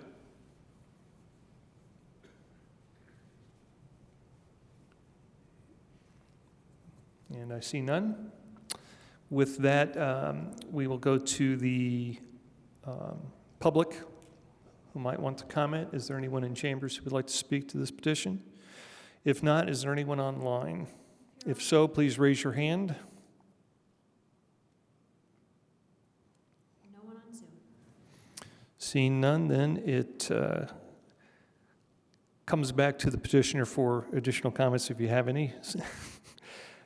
And do I see nothing further to add? Okay, then we'll come to the board for action or additional comments, questions, or discussion. I'll move to adopt the proposed findings and approve CU-09-25/USC 2025-02-0074 with the following condition. This conditional use approval is limited to the exterior design and interior floor plans shown and discussed in the packet. Do I have a second? Second. We have a first and a second. Is there further discussion? Seeing none, we'll call the question. Kunzenkow? Yes. Throckmorton? Yes. Ballard? Yes. Burrell? Yes. Fernandez? Yes. Thank you. And the petition passes unanimously. Congratulations. Good luck. Thank you. Okay, we will be going to let me ask this. It's been an hour and a half. Do we need a 5-minute break, or are we okay? 3-minute break, 5 minute, are we okay? Okay. So we're going to V-11-25, page 55 of the packet. This is Smith and Hayes Properties, LLC. If I could have a staff report, please. Thank you. This is Eric Brulick, Development Services Manager, presenting. Can we turn him here up? tonight. Mr. G. One second, Eric. Eric, Mr. Gurley, can you turn your, I don't know, you're very quiet. Let me see here. Okay, try again. I know, can you hear me now? Yeah. Very good, thank you. Okay, sorry, I'll speak louder. So this is a request from Smith and Hayes Properties for a site at 300 West 6th Street. The petitioners are requesting a variance from use-specific standards to allow for ground floor dwelling units within 20 feet of the first floor facade for a location within the mixed-use downtown and within the downtown core overlay district. So this particular petition was heard by the Board of Zoning Appeals in 2023 for the same request, and it was denied by the board. So the petitioner has slightly modified the request to create a interior wall that's about 1.5 feet from the front of the building along Morton Street. But in essence, the petition is the exact same. There have not been any changes to the property lines, or the adjacent streetscape. So per the Board of Zoning Appeals rules and procedures, there is language that governs certain situations where a petition has been denied by the board and the petitioner is coming back with the exact same petition. And in this case here, the rules and procedures say that in the situation of the rehearing of a zoning petition that was previously disproved by the board may require the petitioner to demonstrate a material change in circumstances in order to hear the petition. So in this case here, as I mentioned, the only change has been the addition of an interior wall, and there have not been any changes to the building itself on the outside, have not been any changes to the right-of-way, have not been any real substantive changes whatsoever to the petition as a whole. And so the city, the department, with the advice of the legal department, does not feel that this does warrant a material change in circumstances regarding the petition itself. And so it would be appropriate for the board to vote on whether or not they want to hear this petition since it was previously denied.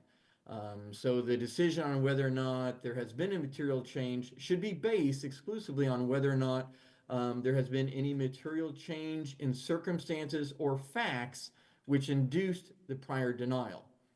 So that meaning any new information that has come to light that was not available at the time that the first petition was heard. And so we also had the legal department on call as well if there are any questions for them. But as I mentioned, the board, it would be appropriate for the board to even to vote whether or not to even hear this petition. So with that, we should go to the board for any questions before I proceed further. Thank you, Eric.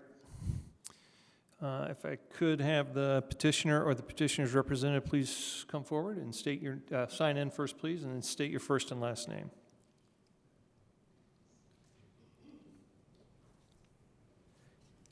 Bill Beggs, Bunger and Robertson Law Firm here in Bloomington. I'm sorry, say that again, Bill. My name is Bill Beggs, Bunger and Robertson Law Firm here in Bloomington. Thank you. And do you affirm that the testimony you're about to give will be the truth, the whole truth, and nothing but the truth? I do. You have 20 minutes. Any unused time will be reserved for you to use again before the board takes action. Thank you. Sorry, Bill. 20 minutes for what? Oh, I'm sorry. Because first you all need to decide whether or not you're going to Oh, let I'm them sorry, I was present. following our procedure. We actually, I'm sorry, Bill, if you give us a moment. We have to actually have, Unanimously vote that they have demonstrated material difference. thank you for that, so. Well, I let's leave that to the board, I think let's it would see. be up to you all. Would we like additional information before making a decision about continuing? If so, we can speak to the petitioner.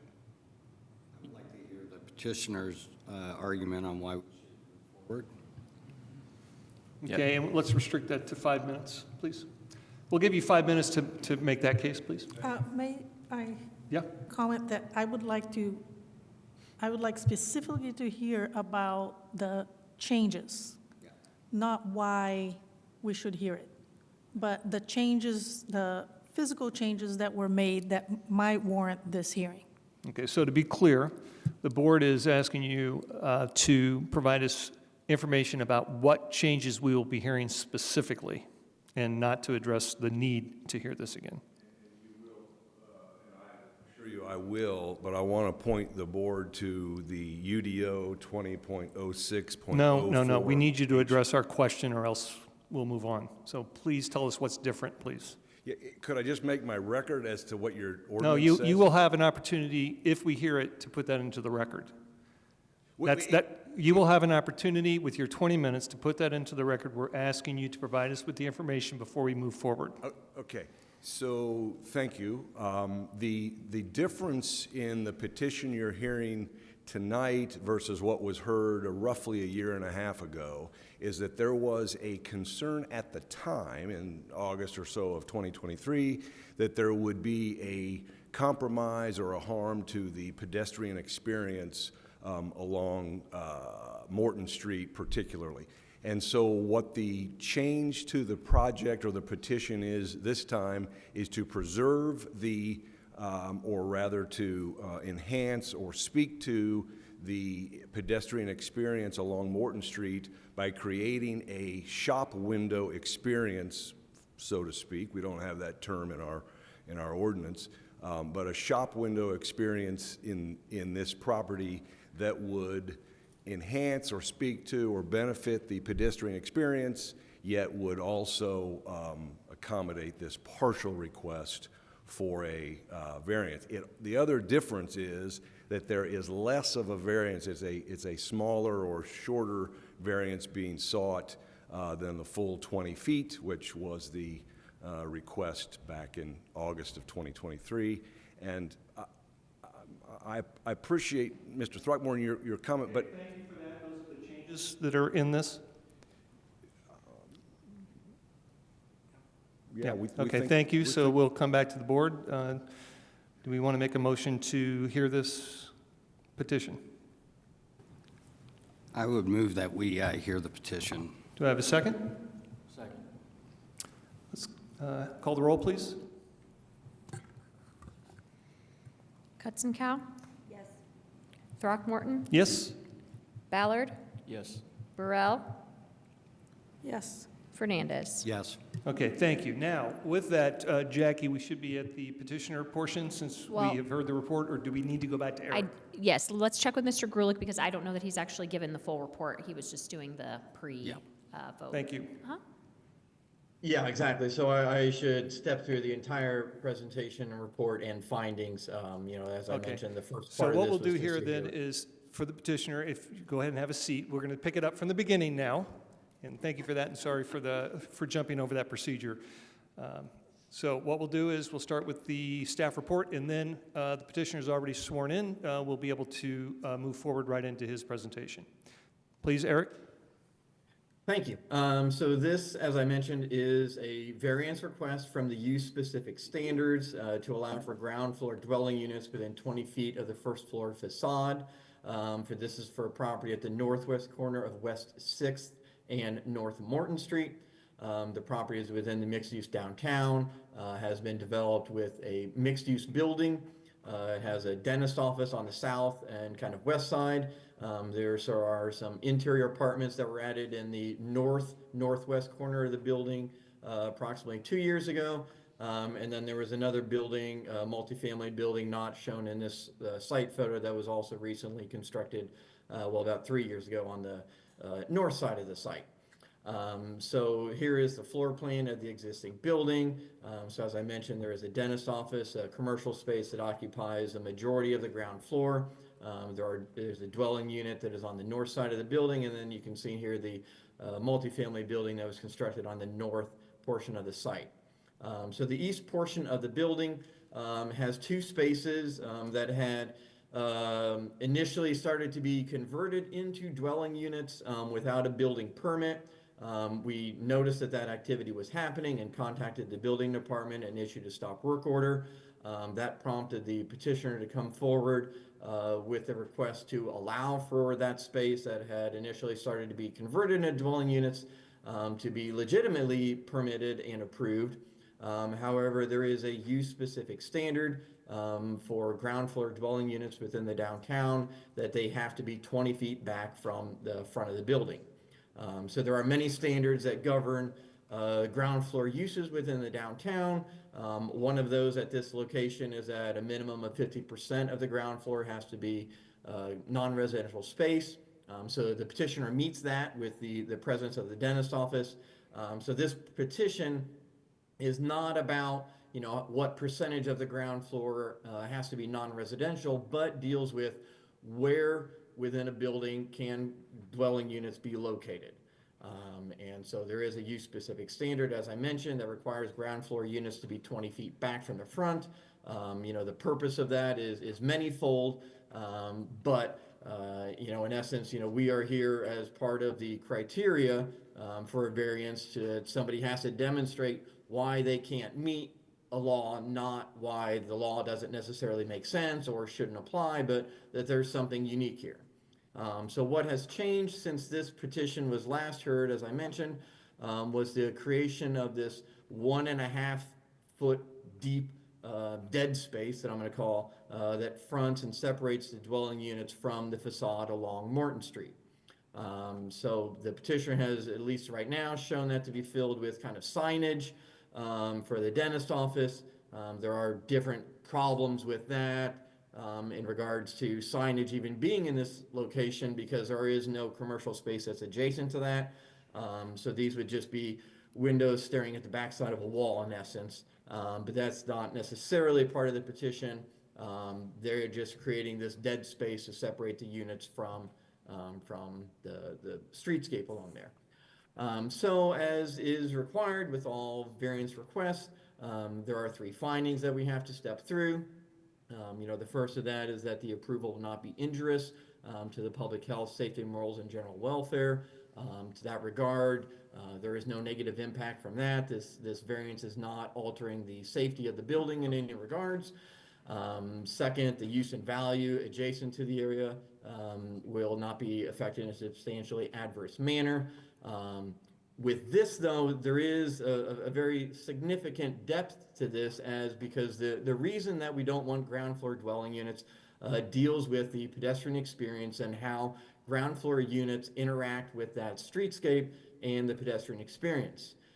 So there are certainly lots of situations in the downtown where you have ground floor space that is right along a sidewalk that folks would love to be able to convert into dwelling units. And staff is working on language to changes to the UDO that might allow for certain situations where that might be appropriate, but that hasn't happened yet. So the language, the law that we have now says that dwelling units have to be 20 feet behind the front of the building. So that reasoning is to create an active space there, non-residential, commercial space, you know, gives a lot more interaction. Ground floor dwelling units don't really do that. Due to privacy concerns, a lot of times folks are just putting down their blinds. And there's a difference when you design a commercial space versus a residential space along a sidewalk. It's just designed differently. It looks differently. So there are lots of reasons why we have the law in place. You know, and as I mentioned, in this situation here with a variance, somebody has to demonstrate that there's something unique about the property that doesn't allow it to meet code. So within this particular building, the petitioner has created ground floor dwelling units. There are places within the ground floor that dwelling units could be located and have been located legitimately and appropriately. So not granting this variance does not deprive the property of any reasonable use. You know, there's nothing unique about this that prevents them from having dwelling units somewhere else in the building. They would just like to have them somewhere else. And so, you know, this is a very typical example of, you know, a disagreement with what the law should be, which is different than something that prevents you from meeting the law, which is what the criteria is for the variance. And so we do not find that there are any practical difficulties that are peculiar to this property that are different than any other property in the downtown that don't allow these dwelling units to be located further back within the building in the space that would be required. So to that effect, we did not make positive findings for the second or the third criteria, which were the same criteria findings that the board adopted previously. And again, we recommend that the board adopt these findings and deny this variance request. And I'm happy to answer any questions. Thank you, Eric. Now, it's time for us to go to the petitioner, already sworn in. 20 minutes, and again, whatever's not used now, we will come back to you, and you can use that time before the board takes action. Good evening again, members of the board, and thank you very much for hearing us tonight.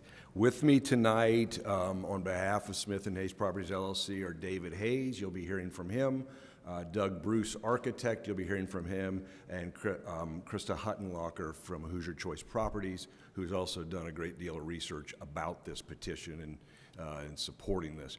I don't ever like to disagree with the staff on something, but I am going to disagree on something here. They were not here because of a disagreement with the law. That's not what brings us here. We're here tonight because this property, and everybody knows the site is the Hayes Market building just a block south, but the building falls in sort of a crack in the ordinance. It falls into sort of a no person's land within the UDO, and that's what gets us here. We tried to pay close attention to the comments and concerns of the staff from August of 2023 when this petition was heard before, and so we tried to come back with concern for revisions that would address those concerns and solve those problems or solve those concerns. What we'd like to do, and if it's okay, Gabriel, if I could show you, I said a few moments ago that the proposal would be along the lines of a shop window. I think there's probably a better phrase for that. But on the screen here in a moment will be a rendering of what we expect this would look like. And the idea, while that's loading, the idea is to bring about the very commercial look, commercial feel, commercial activity that the staff and the UDO prefer for the streetscape. And so that's what we've prepared for you to see tonight. We'd reiterate this is not a request for a full relief. We're not asking for the 20-foot relief from this. In fact, it's quite a bit less than that when you consider under the definitions of the ordinance, the awning that sticks out onto the sidewalk counts, and then the width of the wall, and then the 1'9" or so, almost 2 feet in this space that would be the new shop window experience in the downtown. The reason the property falls into the crack, and you'll hear more about this in a moment, but the property falls in sort of a crack because it's a designated historic property, meaning it's not a property that we can readily make changes to the outside or the appearances of, so it can't look different.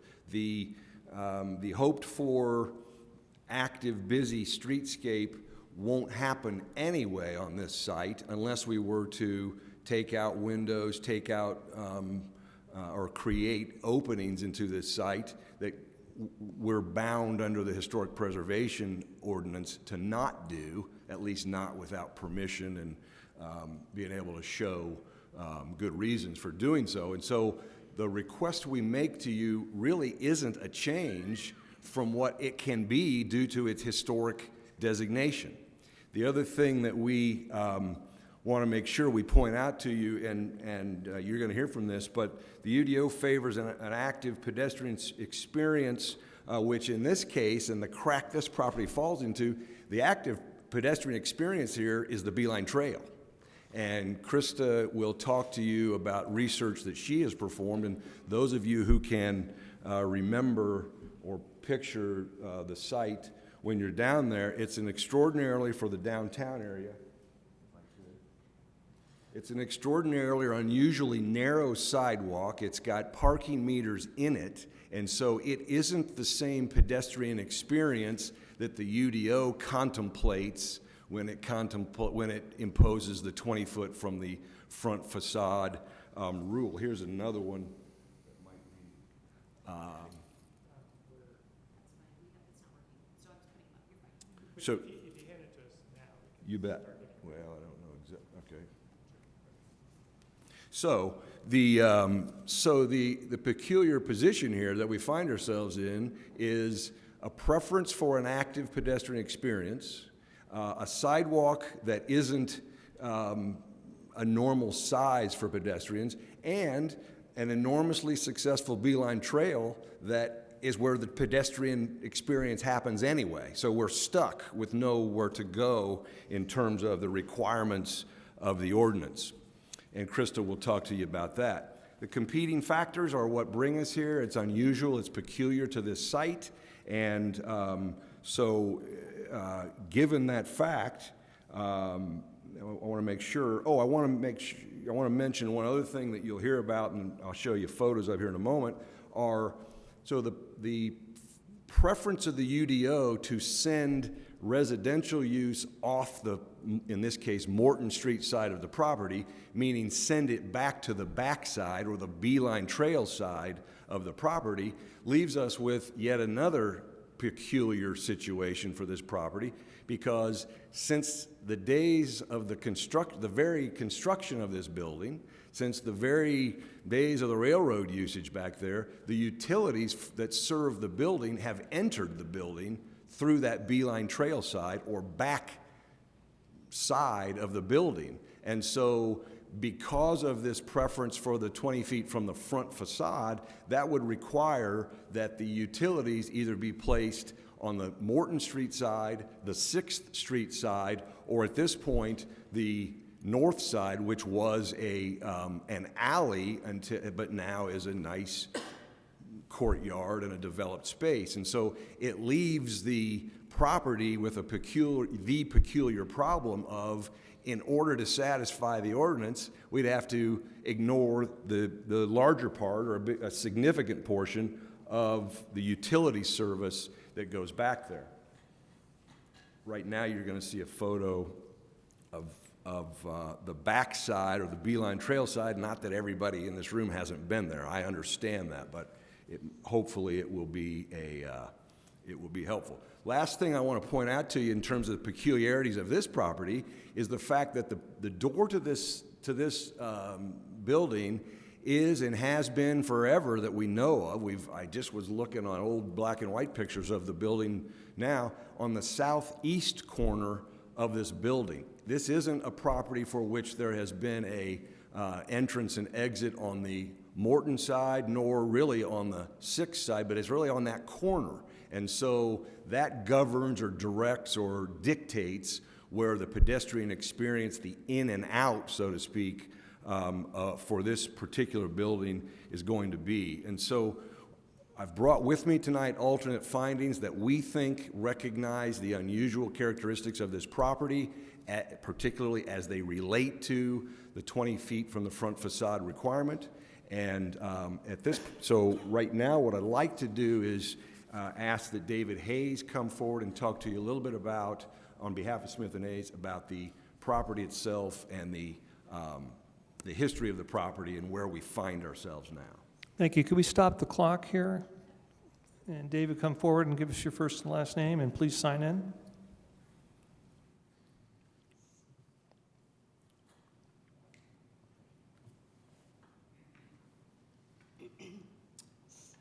David Hayes. And do you affirm that the testimony you're about to give will be the truth, the whole truth, and nothing but the truth?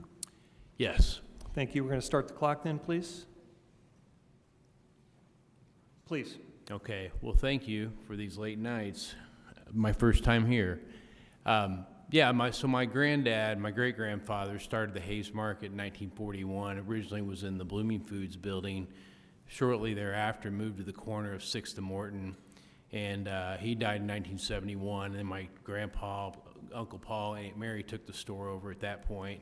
And Aunt Mary was the last one standing in 1996 when they closed the store. And thankfully, Tim Hinkey purchased the store and renovated it and leased it to Irwin Union Bank. And then Tim and I worked out an arrangement for me to acquire it in around 2000. So it sat as a bank for many, many years. Ultimately, CASA moved in upstairs. I was on the board of CASA for 13 years. And the bank ultimately left to move up the street, First Financial at the time. So we moved CASA downstairs. And yeah, and we had just a good old building, Hayes Market building. It was pretty cool. But then as 2018, 2019, and some budget issues with CASA, I suggested that we find alternate space for them that was less expensive. So we got with Jim Murphy and negotiated a really nice lease in the shower space, and that's where they are now. So that space went dark, and I actually had a meeting with Mayor Hamilton and his group to find out what they wanted me to do with that space. Not what I wanted to do, but what they would like for me to do. And they were pretty excited about improving the space. In fact, they said, you know, if you don't ask for variances and don't do anything, you'll get a tax abatement for 10 years. And so anyway, we decided to build the Q Tower on the parking lot and renovate the building and really make it something cool. Along the Beeline Trail, murals on the side that Adam Long painted that depict the old 6th Street and then modern Morton Street. So extremely proud of that, and wanted to maintain the integrity of the building. So we did. Well, we were in the middle of COVID at the time, and the contractor that I hired to do the work on the bottom floor after the original apartments had been built and the upper floor had been remodeled, we started going, and the tax abatement didn't work out because we didn't know the exact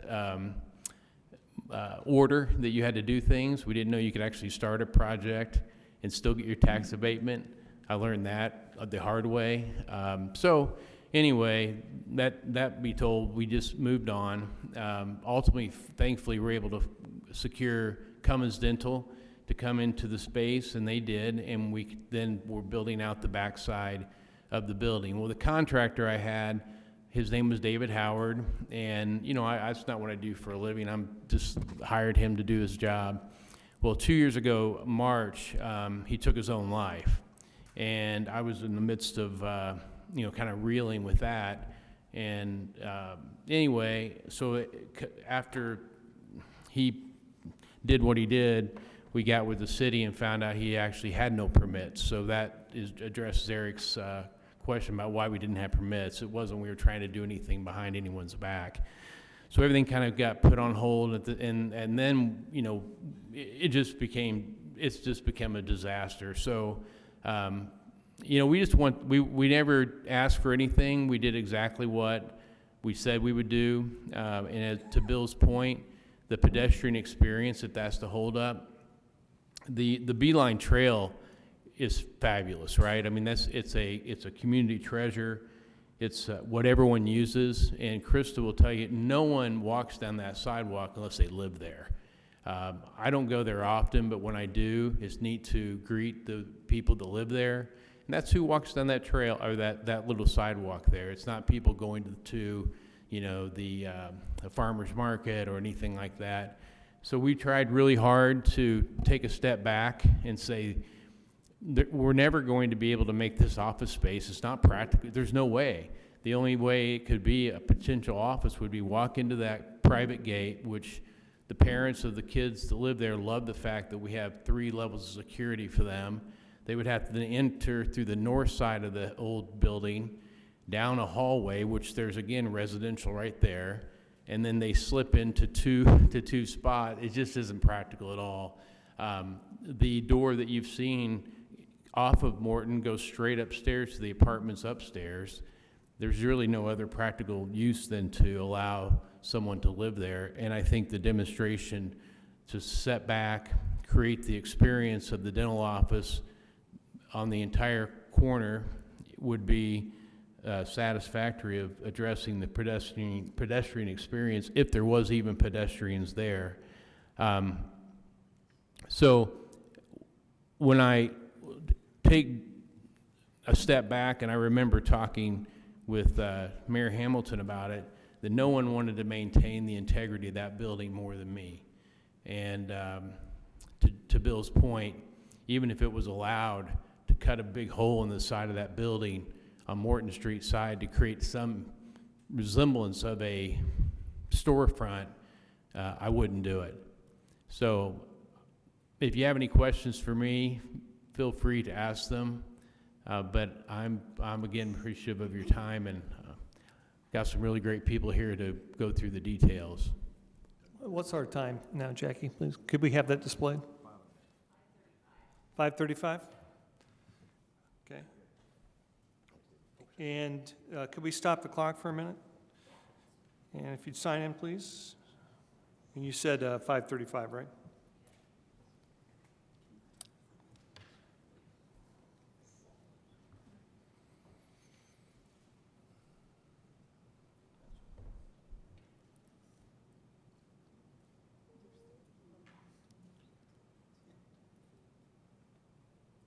State your first and last name, sorry. Doug Bruce. And do you affirm the testimony you're about to give be the truth, the whole truth, and nothing but the truth? Yes. Thank you. There's, again, just to restate, there's 5 minutes, 35 seconds left in the statement, and we'll start the clock now, please. All right, thank you for your time this evening. I will be brief so Krista can come up with a few things here, but I wanted to add a few things architecturally. I had some notes here. I don't want to repeat everything that David or Bill had said, but architecturally what I'll say is peculiar about this building. If you look at the site plan, this building was built historically, has always been entered on the corner of 6th and Morton. It was a grocery store for decades. And if you look, it has a 27-foot wide sidewalk along 6th Street.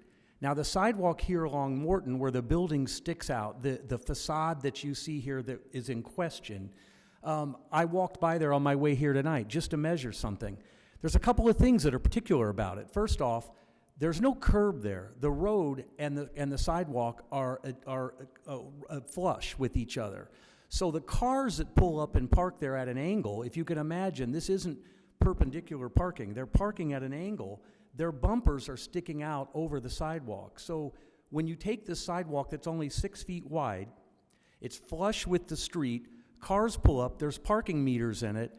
What I measured on my way here is anywhere from 4'8" to 4'10" from a bumper to the building.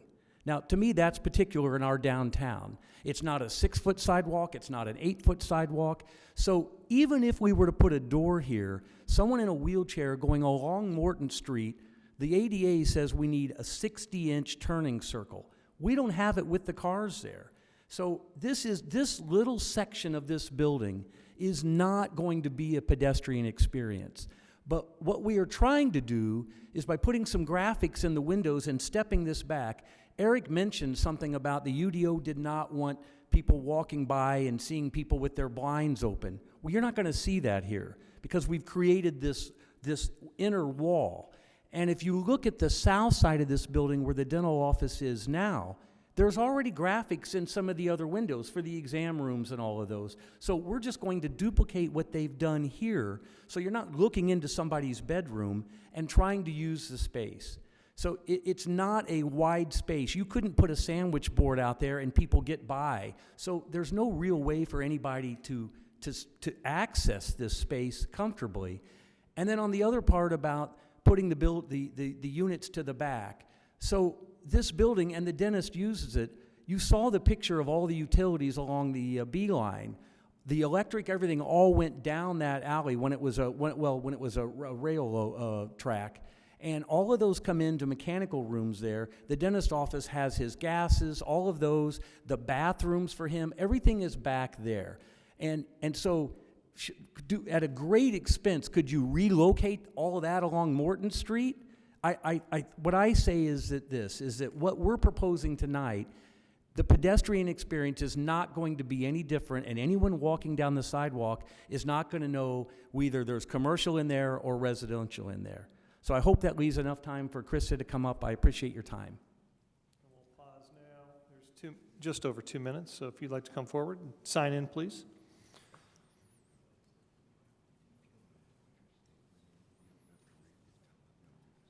And once you've signed in, if you would state your first and last name for me, please.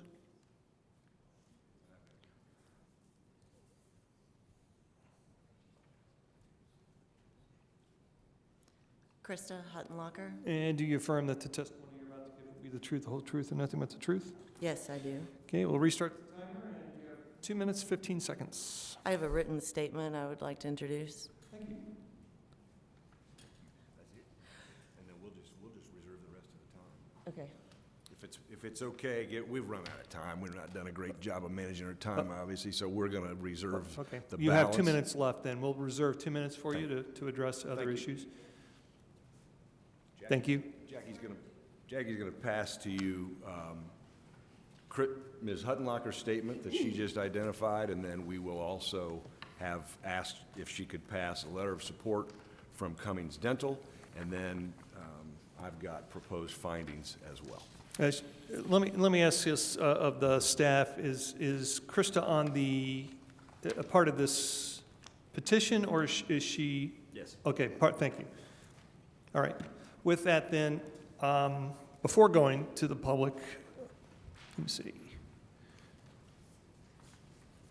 Yeah, are there any questions from the board to the staff or to the petitioner at this point that we can address?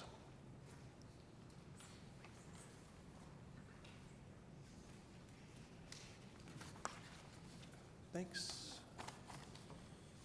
To the board, any questions of the petitioner or the staff? Yeah, I have a question. Please. We've heard from the petitioner talking a lot about the pedestrian experience, but we have not addressed the 20 feet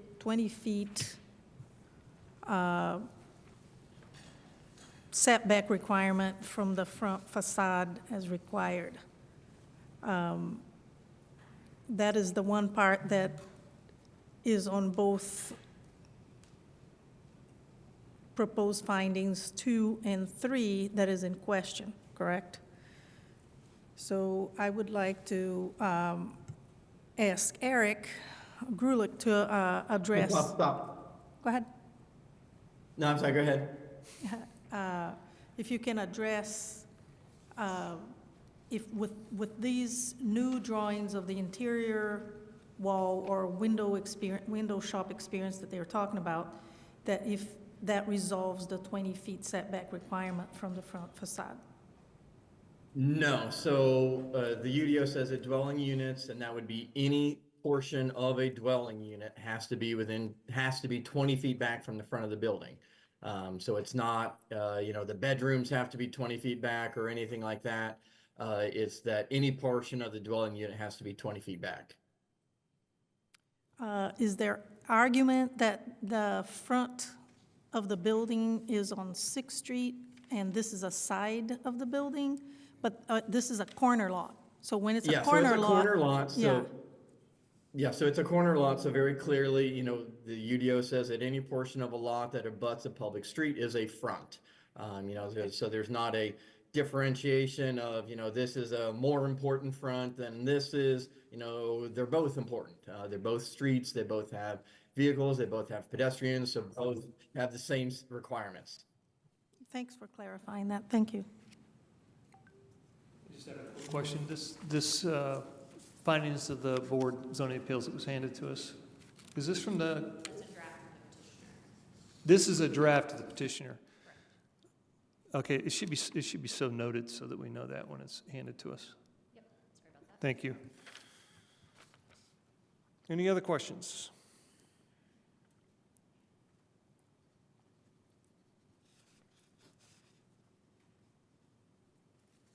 Do we have any others? We will have another opportunity after public comment. Shall I move on? Okay, we'll go to the public for comment. Is there anyone in the chambers who would like to come forward and speak to this petition? Is there anyone online? If so, please raise your hand. Use the function, please, to raise your hand. No one on Zoom. Okay, thank you. Now, with that, we will go back to the petitioner. You do have an additional 2 minutes now to address now, and it's a use it or lose it, so the 2 minutes need to be used, so use all of it, please. And then we'll come back to the board for additional questions. Thank you. I want to understand the question about the 20 feet. That's why we're here, is to seek a variance from that 20-foot requirement. It's not a full or complete relief that we seek, but only partial by virtue of the placement of the shop window. We were trying to solve a problem, solve an issue with respect to the bind that the property is in between the Beeline and Morton and 6th. The other thing we want to make sure we've at least pointed out, and I think everybody knows this, is that very block has had ground floor commercial space empty since it was built in 2019. If you walk by there, you look in and you see gravel where they've never even finished the floor of that other property. And so in terms of use of the property and vibrancy and activity of the block, we believe we're bringing more to that rather than less. And so from the standpoint of your question, Ms. Burrell, about the 20 feet, we are asking for partial relief, meaning not the full 20 feet, but actually more along about 13 or so feet. Obviously, we would prefer to have neither request. I mean, we'd prefer to have complete 20-foot relief, but we're not asking that because we knew what happened in August of 23. To the extent there is going to be a point made, by Eric about whether it's contiguous and whether this shop window space would be contiguous to the existing tenant. It is contiguous. It's a narrow, it's a small contiguity, but it is in fact contiguous, and so it meets the ordinance in that respect as well. Thank you. And please allow me to clarify my earlier comment towards this document that was handed to us. My point was that the petitioner should have noted that this was from the petitioner because it does look like an official document and can be confusing. That's what I meant. Sorry, I did not mean to imply I was criticizing it just helps us understand what we're looking at. That's okay. I just also, for the record, this was entered. All right, and so it's now been changed, so I appreciate that. Okay, so with that business, we're back to the board for action. We will either take a motion, we will entertain any questions, comments, or any further questions directly to the petitioner or to the staff.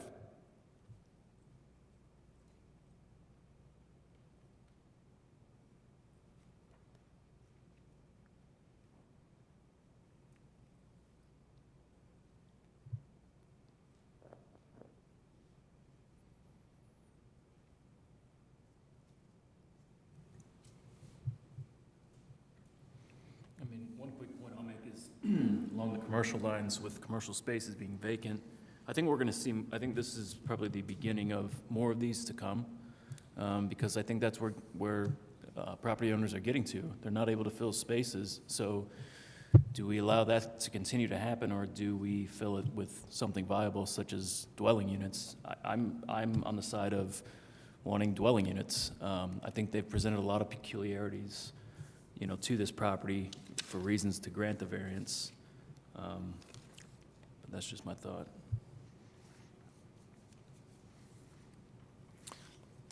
I, for one, am listening to the petitioner.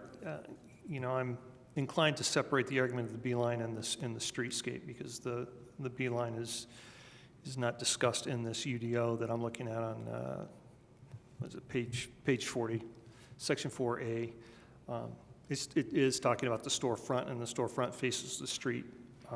The Beeline doesn't indicate that it is not mentioned in here as being something that has a storefront on it. It was a repurposed railroad line that had buildings that had services that faced it. So I do want to separate those two as we look at this. A streetscape is a streetscape. It's not a trailscape. So, as we consider this, are there any other comments or questions for this? Yes, John. Just a comment. I'm still noodling this one around because this is a really hard one. But little context.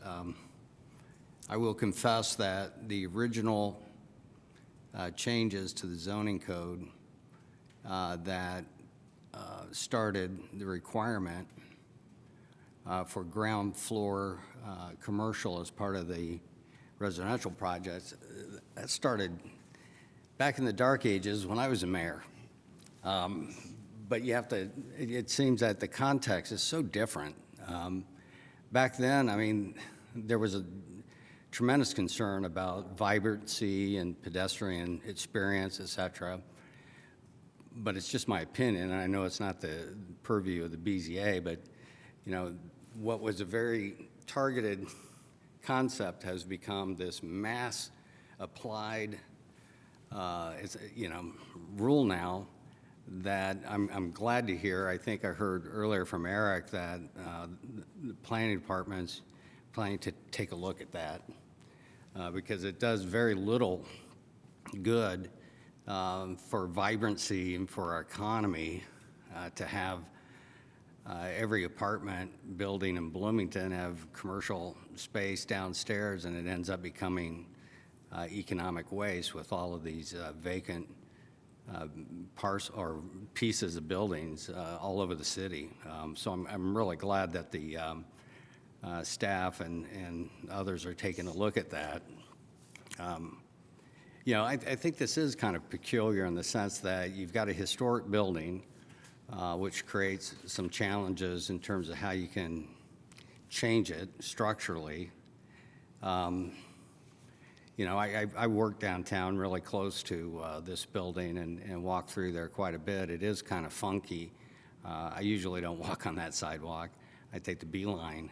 So to your point, Joe, it's kind of interesting that it's not considered a streetscape along the beeline, yet we're encouraging people to think about how they build along the beeline to provide that kind of access. So I assume that's something else that the planning professionals will have to think through as part of any changes to the UDO, because we kind of want to encourage that. We've heard so much about bike ped, as a key transportation mode, then, that's a different kind of quote-unquote thoroughfare. So I'm really struggling with this. I don't,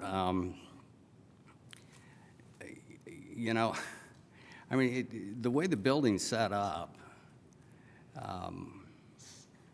with the access to these two units, whether they're offices or whether they are residential, it just doesn't strike me as being material to the pedestrian experience. I mean, because you're going to be entering through that courtyard, whether it's an office or retail or an apartment. So I just don't, if I'm walking by a building, it's just not going to change anything as far as I'm concerned. It seems like it's just not going to have any kind of material effect on the pedestrian experience. So that's why I'm kind of struggling with this, because I don't know how to reconcile some of the stuff that's in the code, which is, needs to be followed, with just sort of the practical realities of a very unique building. And to Mr. Hayes, man, I'm old enough I remember going in that grocery store. I was sad when it closed because I lived downtown. So anyway, that probably means nothing, and it was just ramblings of an old guy. So sorry about that. No, it does mean something in terms of the beeline in particular, because that is an issue, and you do see other businesses along there who are repurposing and are converting the backside. And I understand the petitioner did address that by saying there would be a large cost associated with that, but they are adapting to that beeline as more of a, well, we'll call it pedestrian right now, even though it's just much more than pedestrian. I think, though, that what we have is, in order for us, if I understand this clearly, for us to grant a variance, we would have to somehow have a finding that would allow us to waive that setback. That's really the issue here, not because I think most of us are in agreement that it's an interesting idea. You've done something to try to make it look commercial, but we will have to have some kind of finding to do so. So depending on what kind of motion is brought forward by the board, one for approval of the variance or one to deny, there will need to be, in the case of a approval, there will need to be a conditional finding for that too, for that particular one. And that's where I am focusing on. Yeah, what I'm yes. So what I'm focusing on here is the pedestrian experience. You know, that is something that it's in our comprehensive plan, but when it comes to the UDO, we have to follow the UDO. And we are here, we are the defenders of the UDO, regardless if we agree or not. I was the person that requested from the Plan Commission to do a study on how to reduce the size of the commercial first floor in the buildings because we have so many requests coming forth. And I do know that there is a problem and we need to fix it, and we haven't been able to fix that problem yet. So I understand both sides, but still I don't have a. Let me ask, John, you're pretty adept at, do you have the UDO in front of you, page 40? John?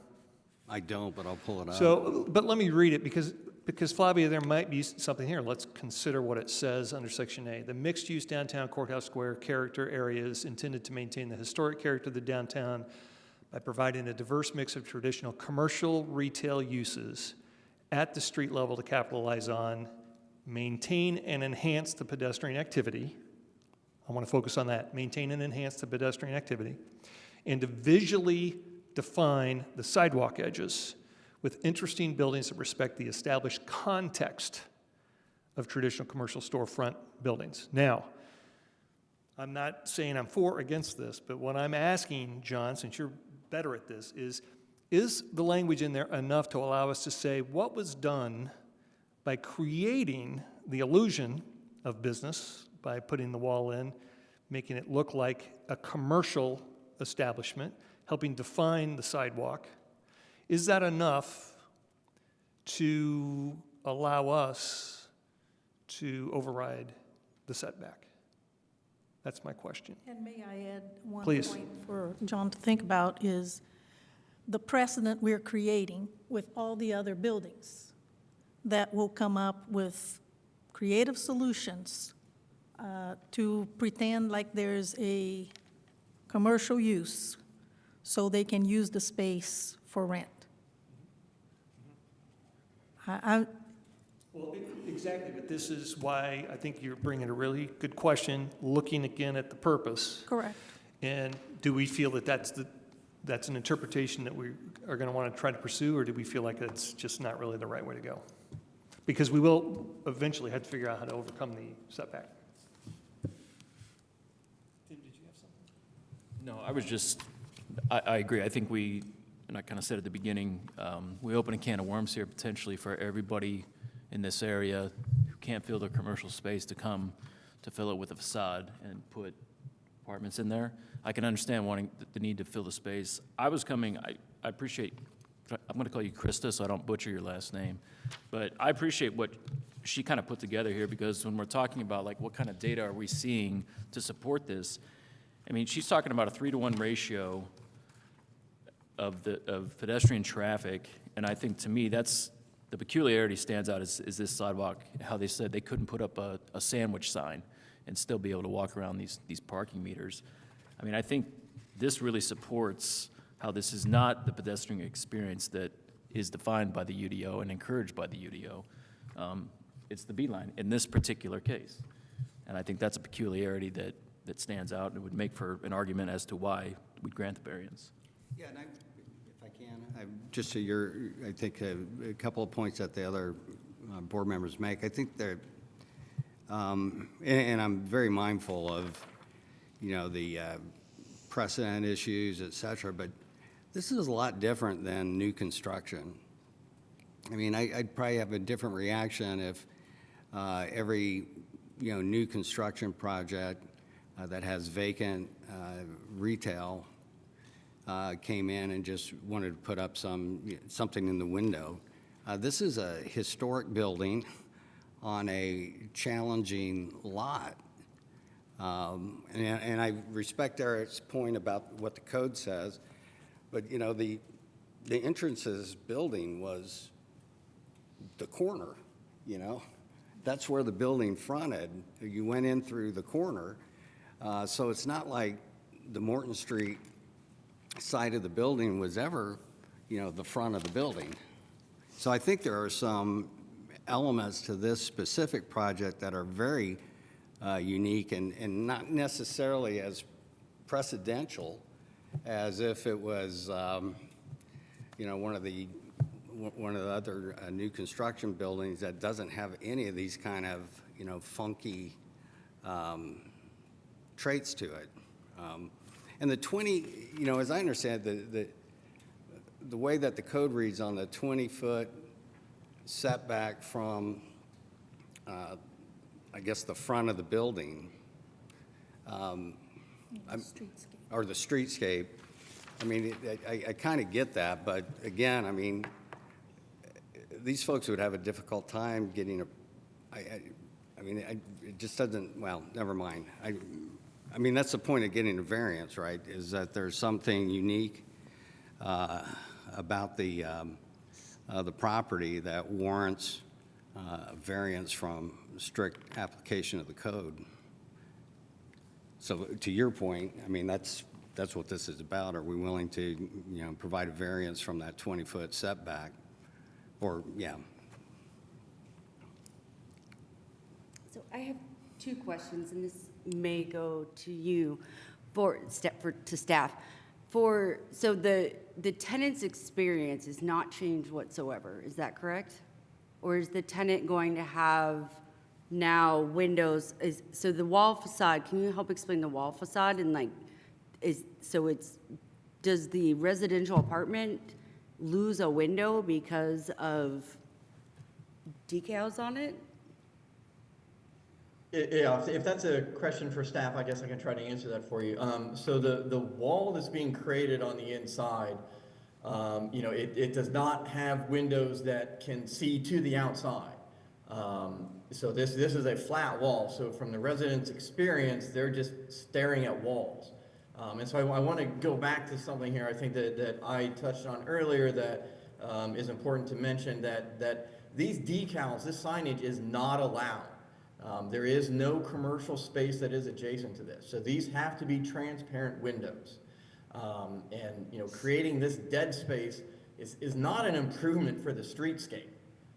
It just creates this dead wall there with windows that you're staring at nothing.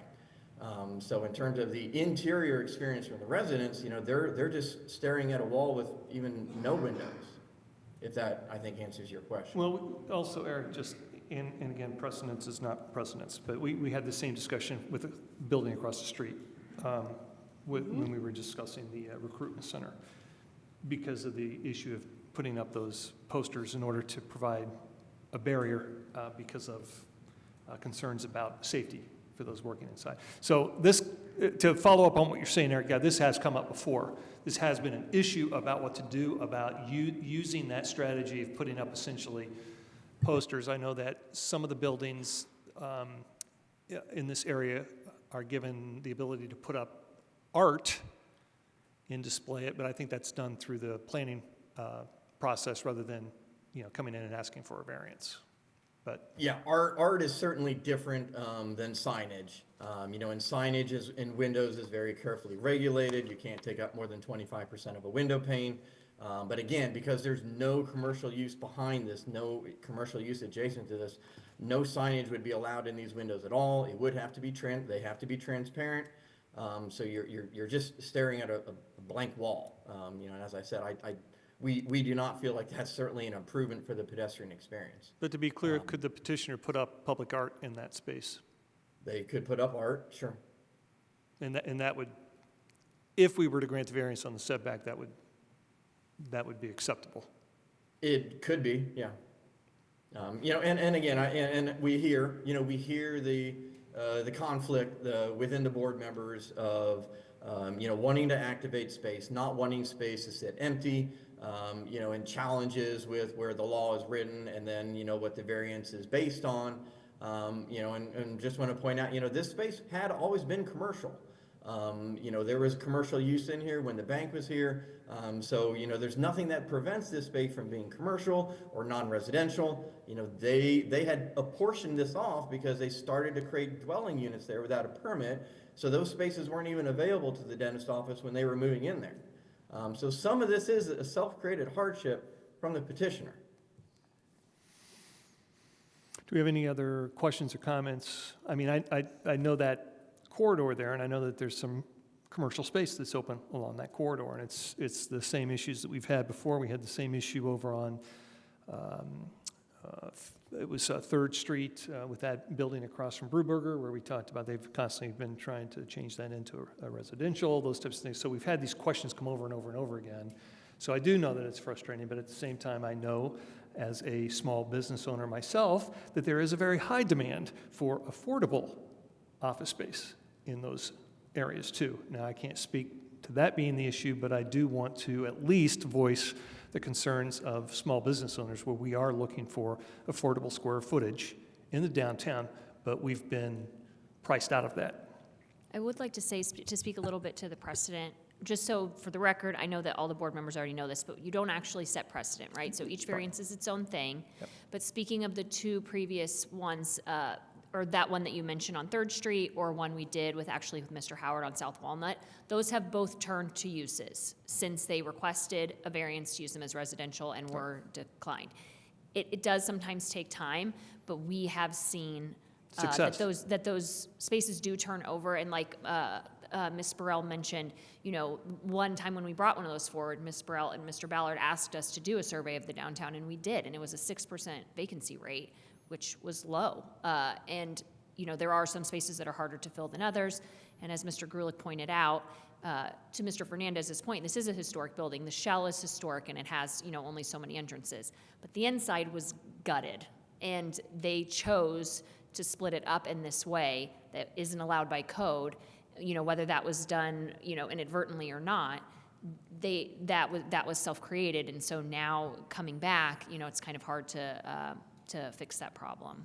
And a final comment on the precedent for the public, for those watching, those here, we can't say because of this, every case is individual. That's the point of that. We're using those in order as touchstones for us as we consider how do you attack these problems. But they are not precedents, and they are not precedent setting.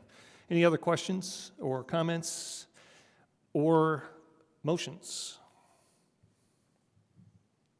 Questions can go to staff, can go to the petitioner. I make a motion for the Board of Zoning Appeals to adopt the proposed findings and deny V-11-25. I have a motion for denial of V-11-25. Do I have a second? I'll second it so we can debate it. I'm sorry? Second. I have a second. Is there any discussion before the question is called? Any comments, positions?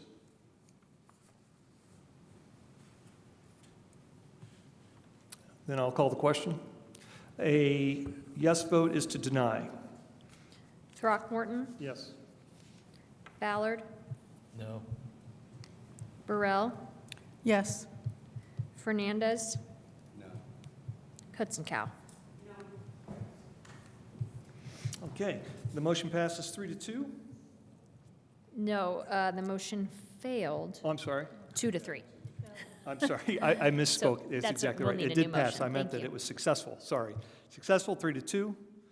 Thank you. We'll move on to the next. I'm so sorry. Only 2 people voted to deny it. The motion failed. We need a new motion. Oh, I'm sorry. Okay. The motion was for denial. I get It was reversed 2-3, on that, so right. That's right. Yep. All right. So in other words, I'm sorry, let me be clear. I need a positive motion, please. Yeah, we need a new motion, so either to approve or continue. Yep.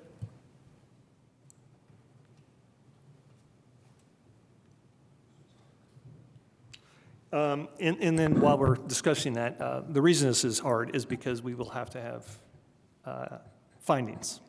We can't just make a motion that's the opposite.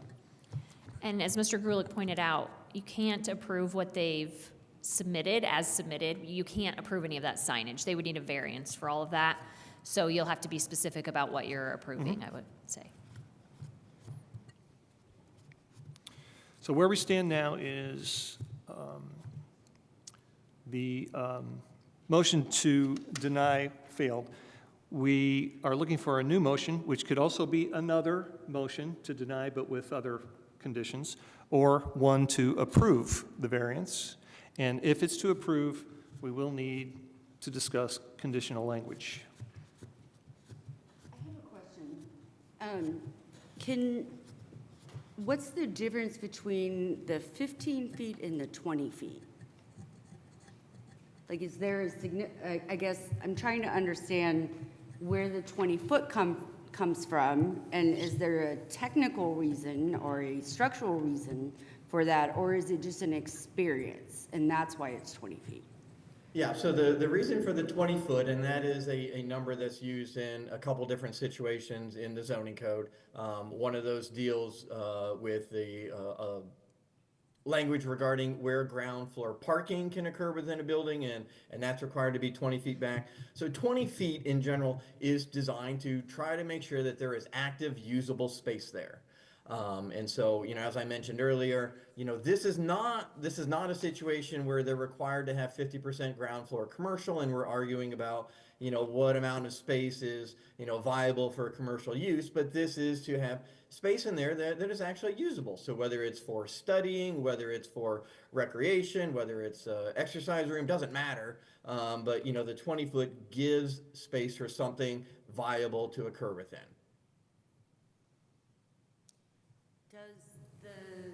This is for the petitioner, it looks like the 20-foot setback is not an option, or I guess potentially for the architect. If the 20-foot is not an option, and how, I'm getting caught up with the 15 versus the 20, and why is the 20 necessary? Because to me, as a renter, it looks like it's actually prohibiting the experience of the tenant by creating this space. And so I'm trying to wrap my head around, I guess my question would be for one of the four of you.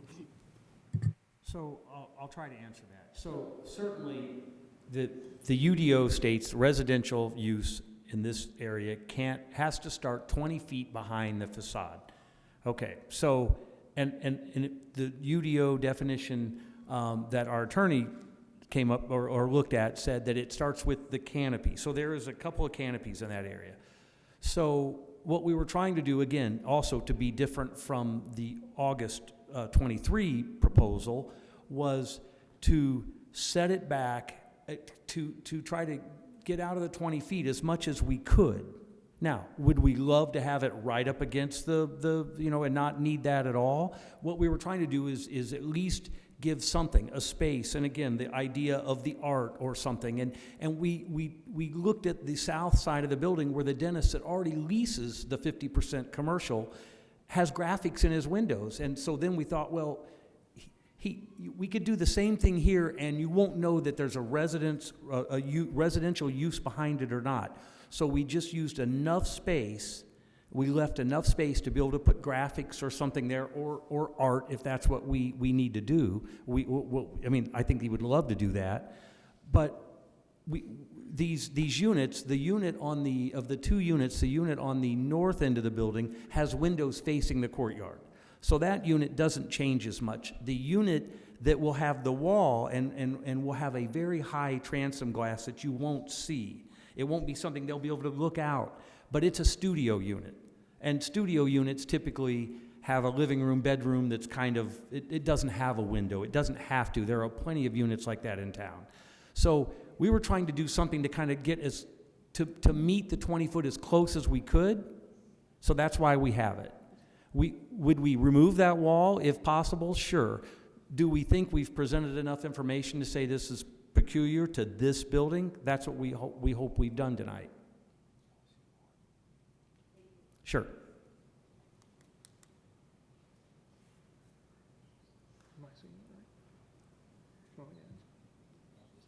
Okay, this will be for either the petitioner or or the staff. Yeah, I see that there's 2 units, a studio apartment and the 1-bedroom apartment. Is it not code that you have to have 2 egresses? And it looks like there's definitely 1 egress for the studio apartment. The other one looks like it's going through some other, is that is that a bedroom that opens onto the stairwell as a second egress? So that's how we also changed this, if you look at if there was a floor plan from last year. So yes, the unit to the north is a 1-bedroom unit. To the north? There's 2 units there, Yeah, side there's by 2. side. The one I'm looking at says a studio apartment. Okay, so it has a window that the second exit, you have an entrance into the unit, and then you have a window facing the courtyard on the north. So that's its second egress for code.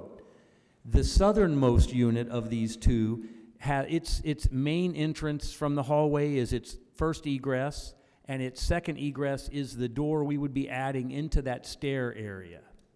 So That's right. It says existing door, but the one inside would have to be added. That's right.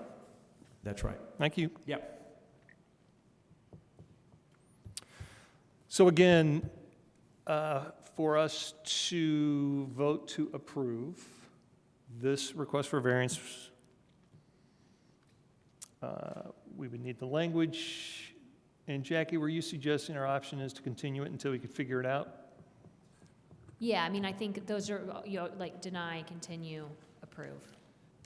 Because it sounded like there might be an opportunity to rethink a little bit of this wall with the art versus stickers, and I don't know. It just feels like there may be a way to kind of improve this a little bit. Yeah, we've seen other petitioners that have had opportunity to rethink and brought us something that was. Yeah, I will. When is our next meeting? Sorry, next meeting is April 24th. Is that what we said? Yeah. April what? 24th. Is that correct, 24th. Jackie? Yeah, I want to make a motion that we continue this petition until the April 24th meeting. Do I have a second? I'll second that. Okay. So I have a motion to continue the meeting, continue this petition until April 24th meeting. A vote of yes will continue it. I'm going to try to keep my mind straight. A vote of yes will continue, and a vote of no will vote it down, and we will then have to go back to the board for additional action. I have a first and a second. Yes, discussion, please. Yeah, I mean, I think I'm with John on this. I think there's ways to enhance. We're talking about this pedestrian experience. If you guys can come back with very pointed things that are going to enhance that experience rather than just talking, we realize we didn't tell you to prepare for that. I think that'd be very helpful because I think you're on the right track. Again, I want to find a way to support this, but I think we need just more details of what the exterior is going to look like in relation to the pedestrian experience. Any further discussion? If not, there's a motion in front of the board, and I'll call the question. Ballard, Yes. Burrell, Yes. Fernandez, Yes. Kunstenkow, Throckmorton. Yes. So the motion, 5-0, passes to continue this petition to our next meeting, April 24th, 2025. And I would please advise the petitioner to consider what was presented by our board about bringing back specific information. Thank you. Okay, we're at 8:15. We have time to hit the last petition. Again, I'll ask, do you guys need a quick break? Are you good? Anyone? Okay. So we're on page 68 of the, is that right? Yeah, page 68 of the packet. This is the petition V variance -12-25, Don Cowden Foundation, Inc. Do I have a staff report, please? everyone's left. Thank you. Oh. Eric Rulick again, Development Services Manager. So this is a request from Don Cowden Foundation, Inc. For properties that are located at 2500 and 2506 West 3rd Street. So the petitioners are here tonight to request a variance from parking maximums, parking setback standards to allow parking between the building and the street, entrance and drive standards to allow drive aisles between a building and the street, maximum impervious surface coverage, minimum landscape area, and loading, service, and refuse standards to allow for the construction of a new restaurant use in the mixed-use corridor zoning district. So this petition site is located at the northwest corner of West 3rd and Kimball Drive. There are two properties that are involved with this petition that are within the city jurisdiction, and then another property that is just to the north of this that is located in the county's jurisdiction.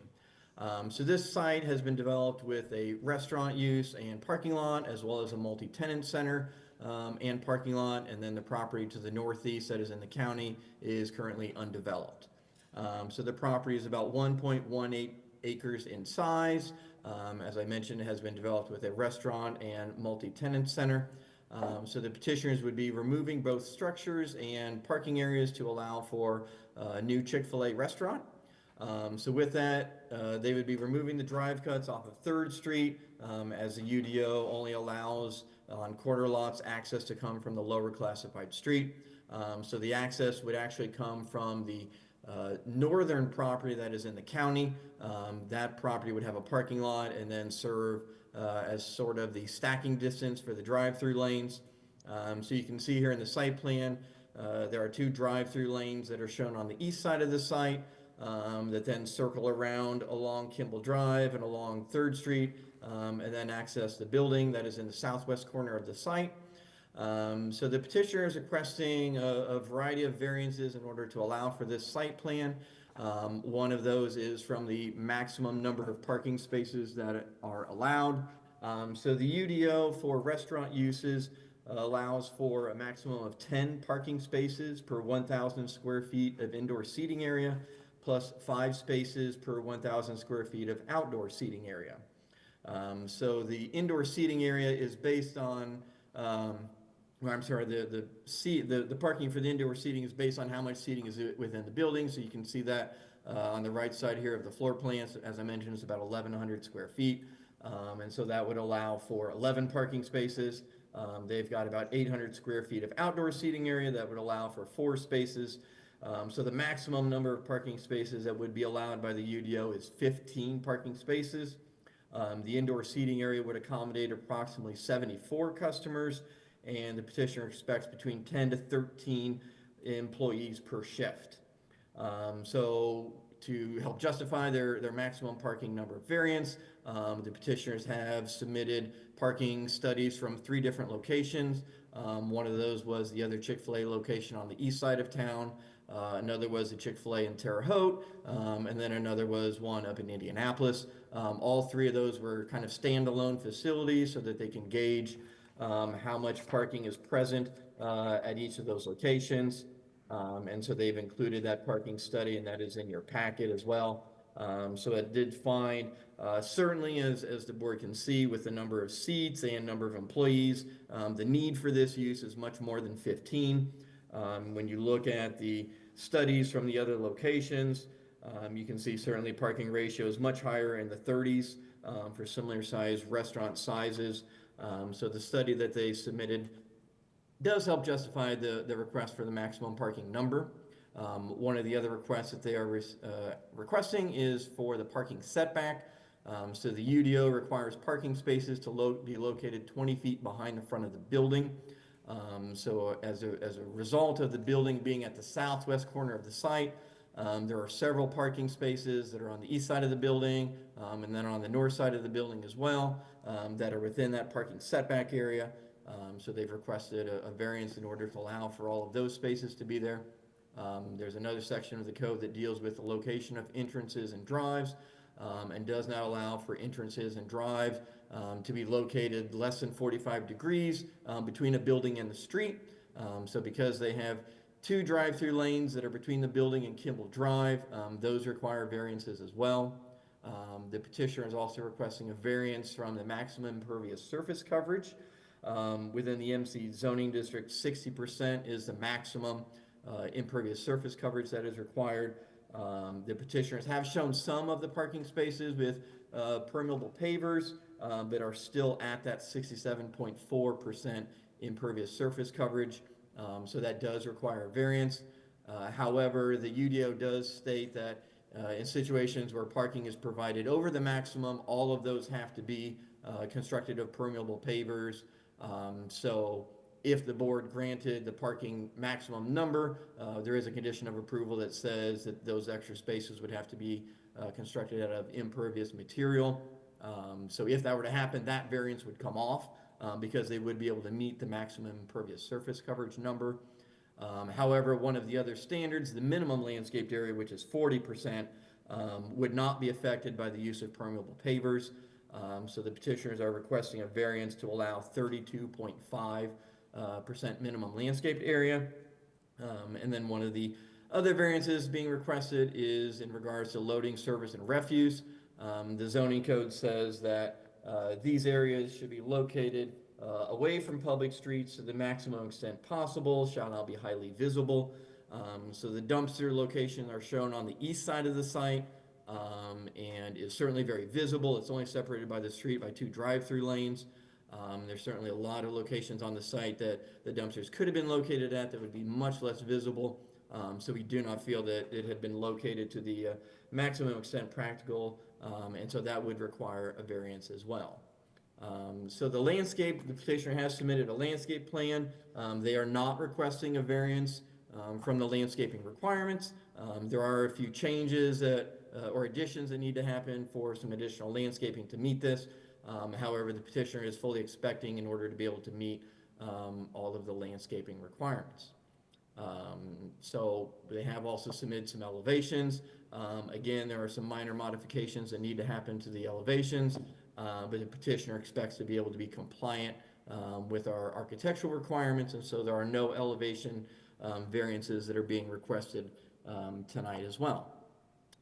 So with this, obviously, there are a lot of criteria that have to be evaluated for each variance request.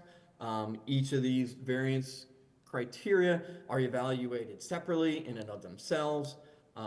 So in regards to the maximum parking number, we did not find that the granting of the variance would be injurious in any regards. It would allow for parking to be accommodated on the site that would be appropriate for this use. It's been well documented in their parking study through the information of the number of employees and the seating capacity that there is a need for it. So we did not find any injurious to the public health, safety, or moral or general welfare of the community as a result of the granting of the parking maximum number. The next two, though, I'm just going to kind of talk about together because they're both related. The front parking setback and the entrance and drive. The reason for these criteria, the reason for these standards in terms of the front parking setback, that parking has to be located 20 feet behind the front of a building, and the prohibition of entrance and drives goes to just a general overall site design that is desired and envisioned by both our comprehensive plan and then all of the standards within the zoning code that were written to accomplish that. So as the board is probably aware, just through many different petitions, our goal through the comprehensive plan and the UDO was to create building forward design on a site to promote walkable communities by placing buildings along the street rather than parking between buildings in the street to encourage pedestrian activity, again, to improve the streetscape experience and the pedestrian experience, and to de-emphasize vehicles and parking from the predominant visual aspect of a site.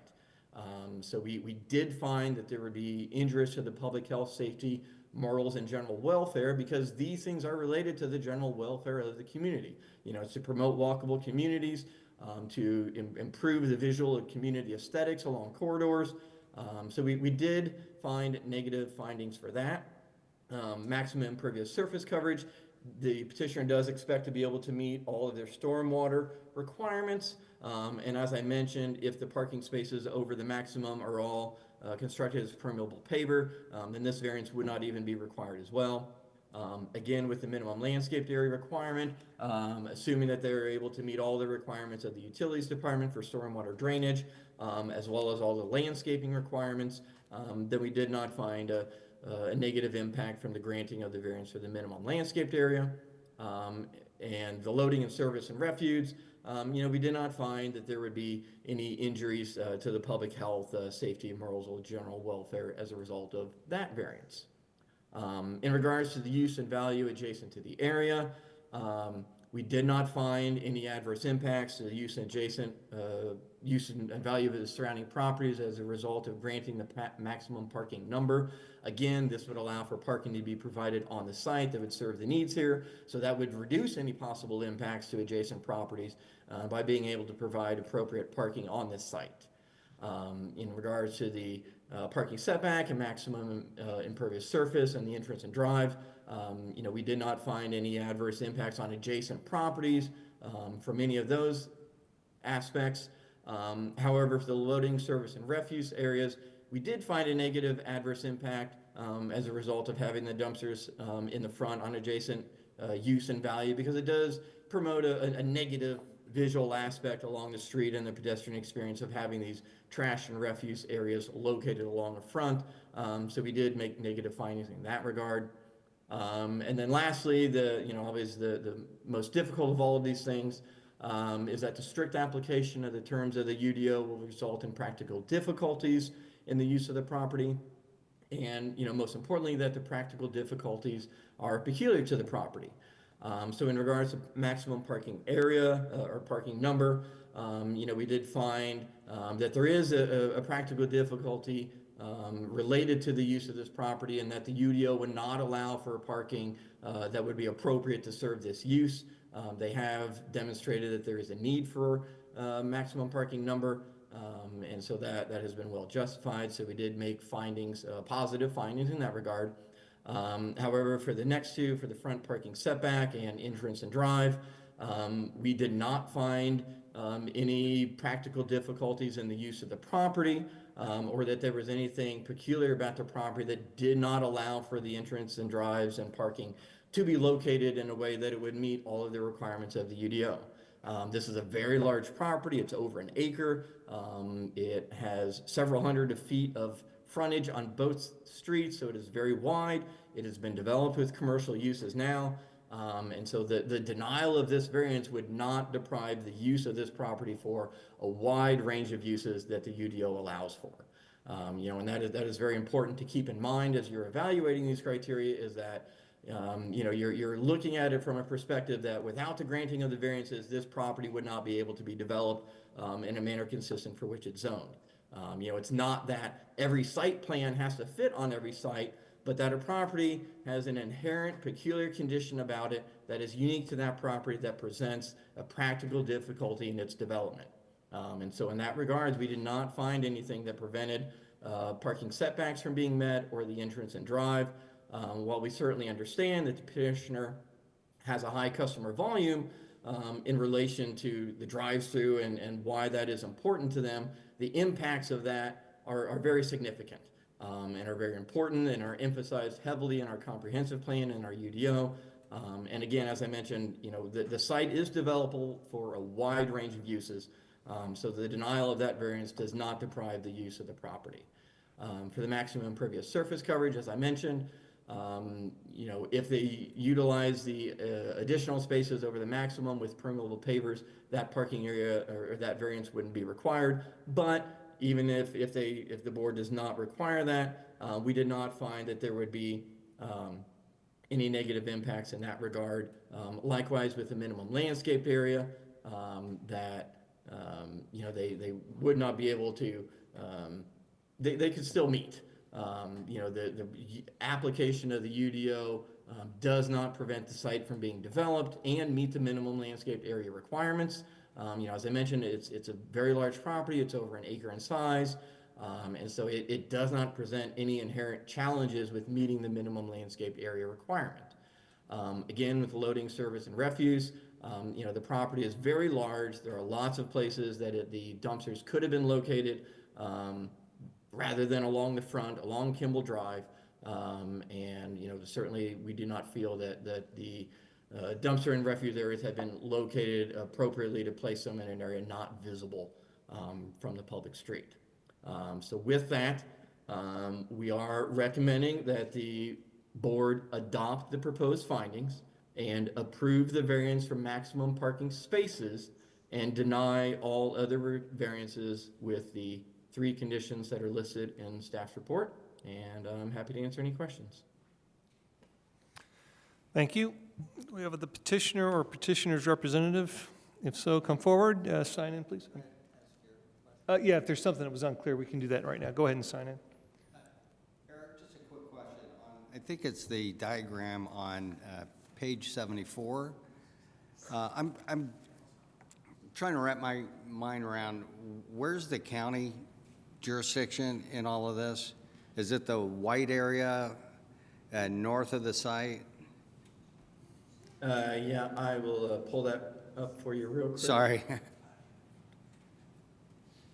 think it's along like South Kimball to the, I guess. Is it before or after the schematics? Oh, there it is. So it's so you can see it here on this exhibit. So the dashed property that is on the north is the property that's in the county, and then the 2 properties that have been developed with the cozy table and then the multi-tenant center in the city.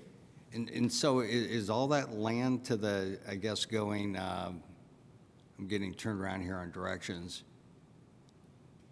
So all of those, I guess, white parcels, those are all in the county? Yes. But the shaded ones are in the city? Correct. Wow. Okay. Thanks. All right, thanks for the clarification. State your first and last name, please. Brian Kaiser. Hey, Brian, do you affirm that the testimony you're about to give will be the truth, whole truth, and nothing but the truth? I do. Okay, again, you have 20 minutes. Any time unused will be given to you at the end before we make any decisions. Please. Thank you. I would ask, can staff pull up the site plan again, please?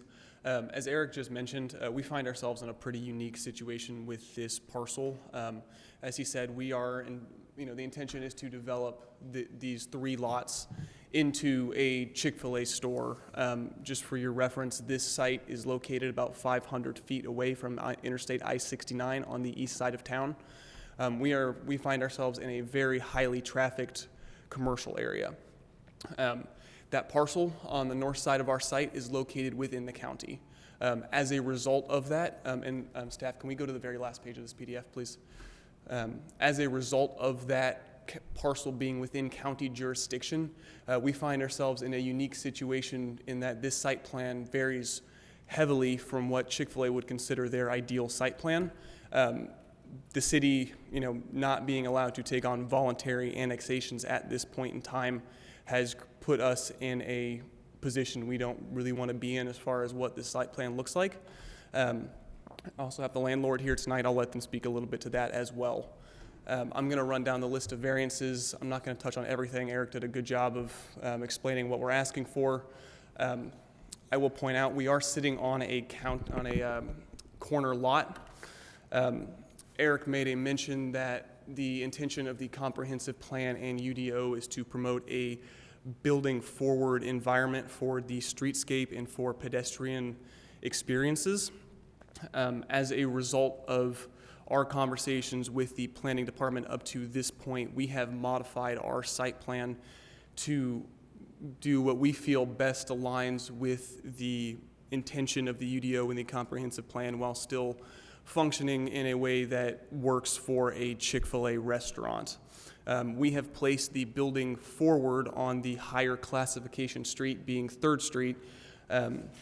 In a normal Chick-fil-A site plan, that drive-through would wrap around all 3 sides of the building, and we have made an intentional modification to our site plan to place that building as close to 3rd Street as we are allowed to place it. And the intention is going to be for us to meet the UDO and provide the enhanced pedestrian entrance as well. As a part of the UDO requirements, we are also required to install a 10-foot sidewalk along 3rd Street and an 8-foot tree plot. That will also be included along the 3rd Street frontage. Kimball Street frontage as well. That one has a 5-foot sidewalk and a 6-foot tree plot. That will allow us just to kind of help, improve the pedestrian experience and, make everything look a little bit better like Eric was asking for. As far as the dumpster goes, I want to make a critical point that was not made in the staff report. If you look at the northwest corner of our proposed site plan, what you will see directly north of the site are mobile trailer homes. There are people living in the trailer homes for rent directly north of our site. We have placed the dumpster very intentionally on our parcel, knowing that we're going to need a variance. But we did that in order to place that dumpster as far away as we could feasibly get it from the residential properties directly adjacent to our site. In what I would call a normal situation for us, if we had commercial to the north, that dumpster would be on the north side of the site. But we have moved it in order to, behoove the residents up there, not place this dumpster effectively in their backyards. Staff, there is a PDF in the flash drive that I had sent you. It should be the elevations for that dumpster. Should be that first one. Yes. So the dumpster that Chick-fil-A uses on all of their sites, and this one included if this project moves forward, is not an open, exposed dumpster. If you've been to the Cozy Table restaurant, what's currently sitting out there is an old Rumpke dumpster that is rusting with a plastic lid that is falling apart and it doesn't look good. What Chick-fil-A makes very intentional on all of their sites, both for adjacent property value, but also for customer experience, is to place that dumpster within a brick masonry, enclosure, so that the dumpster is not inherently visible. It's still apparent that it is a structure that houses the dumpster, but I want to make it clear that we have made efforts to hide that dumpster, and I would also argue that there are sections of your UDO that make provisions for dumpster enhancements and placements when that dumpster cannot be connected to the building as desired by the comprehensive plan and the UDO. And we have gone above and beyond the sections of the UDO that make those provisions.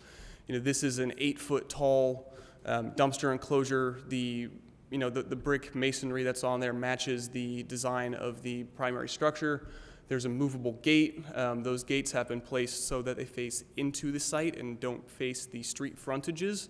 That was also done intentionally so that the dumpster is not opening facing our pedestrian experience that we're trying to create along 3rd Street. Other than that, staff, if we could go back to the site plan, please. Eric made a great point about permeable pavers on this site and our impervious coverage variance. I just want to make sure that we are clear. Our intention is going to be to install as many permeable pavers as needed to meet the impervious coverage requirement. So while the plan originally submitted to staff is short of that requirement, Eric has told us that we need to effectively add 4 spaces worth of permeable pavers in order to meet the requirement, and we will be doing so. Other than that, the only thing I want to hit on is just the landscape plan, and then I will get out of your hair. Eric mentioned that we are, roughly 8% short of the minimum required landscape area, and he is correct. But I would like to point out that, the UDO makes provisions for the amount of plantings and, there's some other landscape pieces to this. And we are able to meet the landscape code, everywhere else as needed. We're going to have the required number of minimum plantings. I mean, it is going to look and feel like a Bloomington landscape plan for a commercial site. It's just 8% short of the typical, and part of the reason that was done was because of the parking spaces. And we've got a large parking lot, certainly larger than the UDO allowed for. And again, it's a Chick-fil-A, it's a high traffic store. We like I said, we're 500 feet from the interstate. This is the only Chick-fil-A located between Indianapolis and Evansville. And, this is going to see a large number of interstate traffic. So we have intentionally designed the site with a longer than normal drive-through, parking spaces that go well above the UDO, because we feel that this is going to be a high-traffic store, and we want to make sure that we're providing the best customer experience on site. With that, I'm going to sit down. I'll let the landlord speak if they want to. I'm going to reserve some time for after questions, but thank you.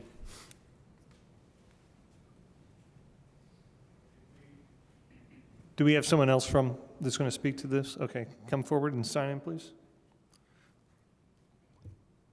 Need a pen. There you go. Thank you.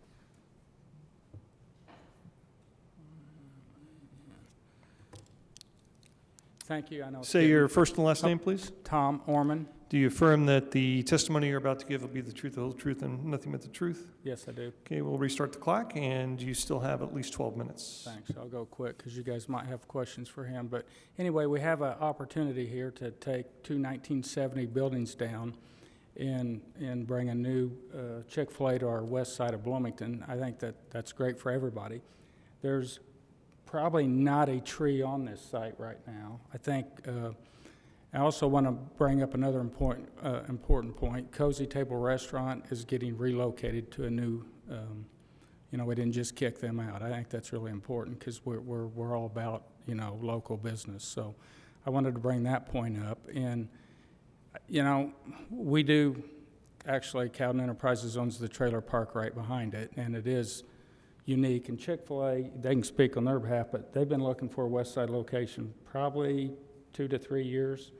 And they've worked really hard with Eric, and I think Eric's worked hard with them as well to try to make this work. And so we really didn't like to come here with all these variances, but we appreciate your time and your effort and support. And if you got any questions, he'd be the man. Thank you.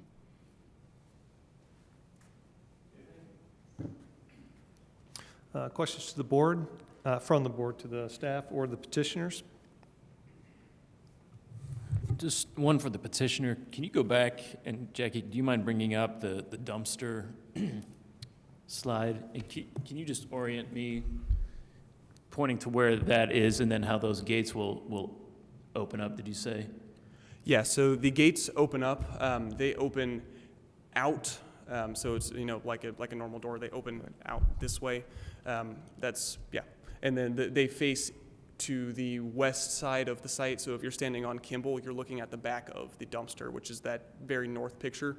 The gates will be facing interior to the site. Okay, so that's the view off Kimball would be the top. Yes, right. And then if you're standing inside the site looking at Kimball, you would see the second picture down on the right side. You would be looking at the gates. Okay. Yep. Got it. Thank you for that clarification. Yep. John?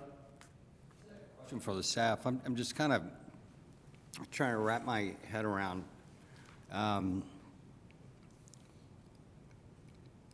do we make land use decisions for property that's not in our jurisdiction? So the county's property is not part of this petition. We did not factor that in for any capacity whatsoever. So they have to work separately with the county.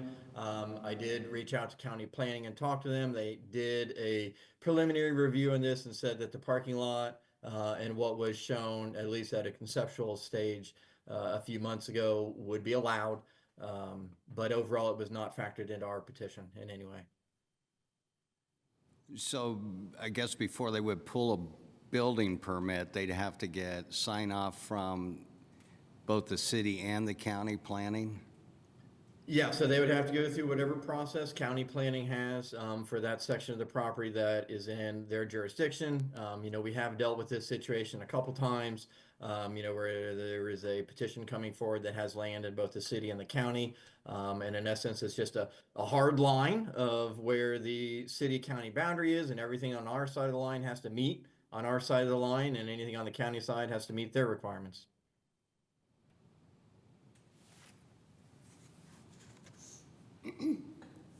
Interesting. Any other questions? I have another question. I guess this is for Eric. I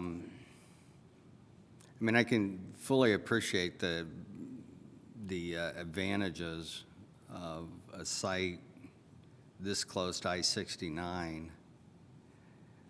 But I guess I'm just a little concerned about, if the traffic is coming from I-69, the turning lane, you know, at 3rd Street that aligns with Kimball, it seems like it was designed for, I don't know, it just doesn't seem like a very large chute there. I mean, are you concerned about traffic backup on West 3rd?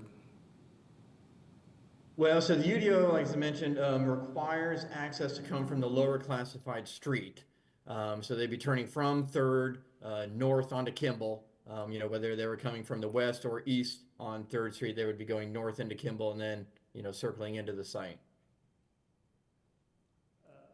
However, John, I think the question is legitimate because you can see on the east side how the backup spills out of their property into the Target parking lot roadway surface. So I think what I'm hearing is, yes, you have those 2 lanes, but it's going to come down Kimball and it's going to be backed up right to 3rd as people try to turn in.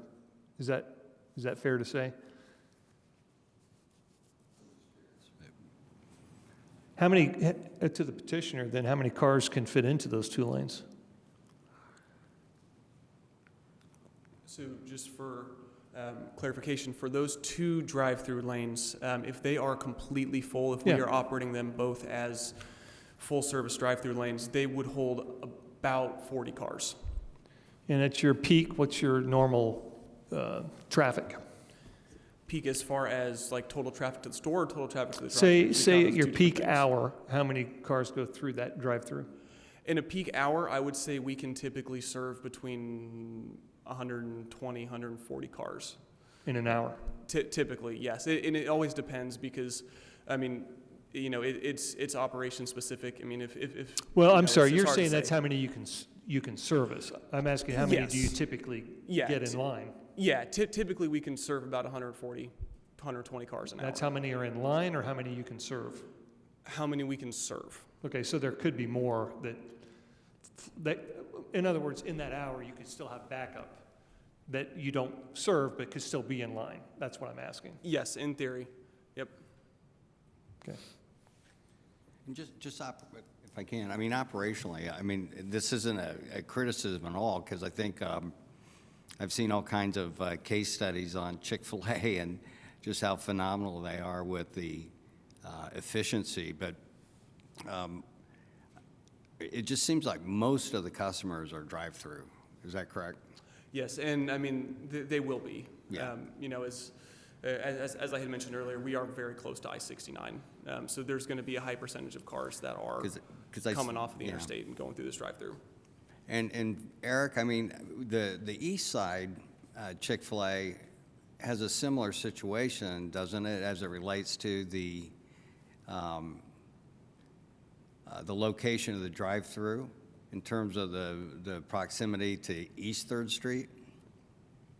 Yeah, certainly they are right on 3rd Street, but, you know, I'll just point out that the restaurant location on East 3rd, the Chick-fil-A, does meet all of our requirements for setbacks and drive-through lanes and parking setbacks. So that was a site, very similar building size. It's got less on-site parking, but it did, you know, it is possible to do these arrangements and meet our requirements.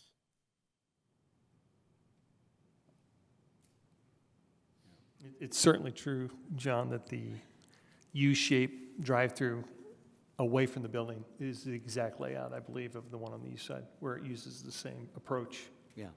I'm just going to say that to be clear. It's just that the setback is met. Is that what you're saying, Eric? The setback's met on the east side? Yes, so the setbacks and entrances and drives not between the building and the street are met on both sides. And that's a corner location as well. Yes. Any other questions for the staff or the petitioner? At this point, we will have further discussion available if you'd like to wait.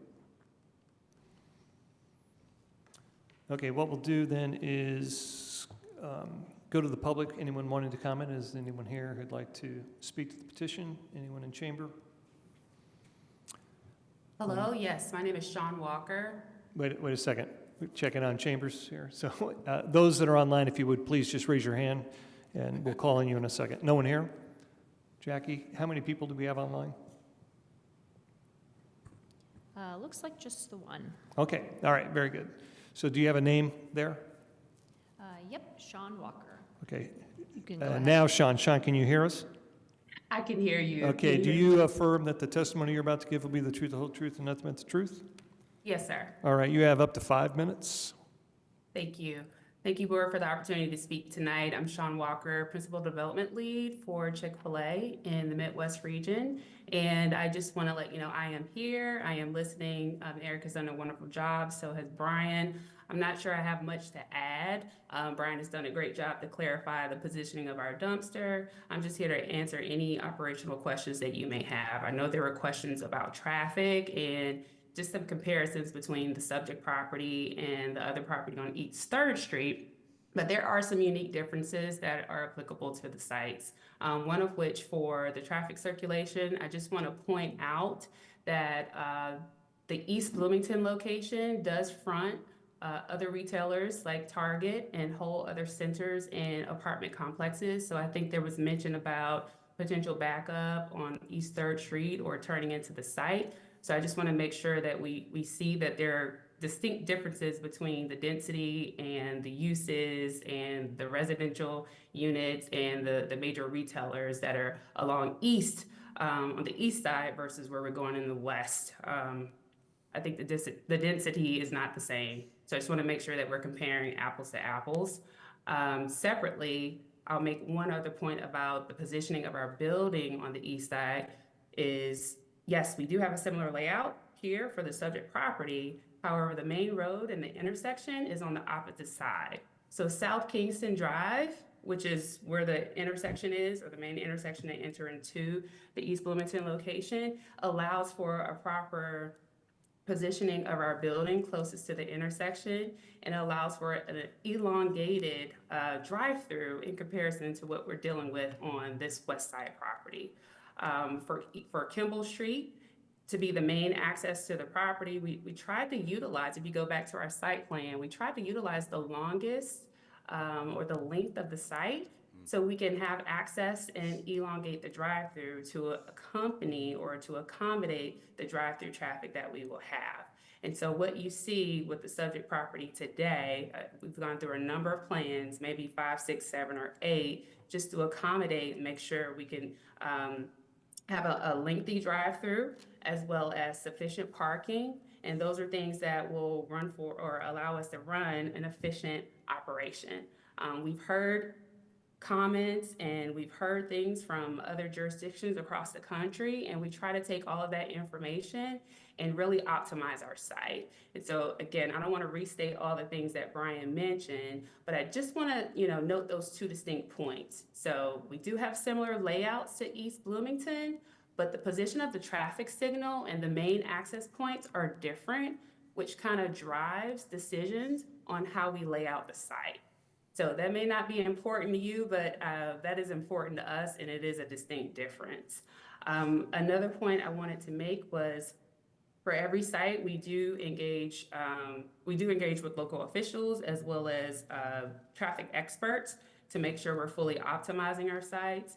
I think Brian mentioned up to 120, 140 cars that we can accommodate on average. And I just want to make sure we know, for any other sites, the peak times are usually during lunch and dinner. So maybe between 12 to 2 and 5 to 8. And so we're not talking about a constant flow of traffic in and out of our site throughout the day. There are specific peak volumes that we have accounted for with the design of our site. I think that will do it for now if y'all have any other questions about our operations, but hopefully that clarifies some of the distinct differences between the two. All right, I'll do a little housekeeping here. The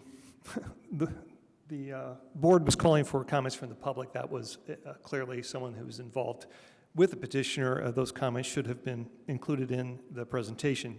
However, because the next portion of the board meeting would be for us to hear again from the petitioner. That time has now come off of what you had left, so you have an additional 5 minutes if you would like to make any final comments. I do apologize if I have. It's okay. I'm just so passionate about our sites. And Thank you. We're very Thank you. passionate about Yep, Sean, Thank you're you. good. That's my fault.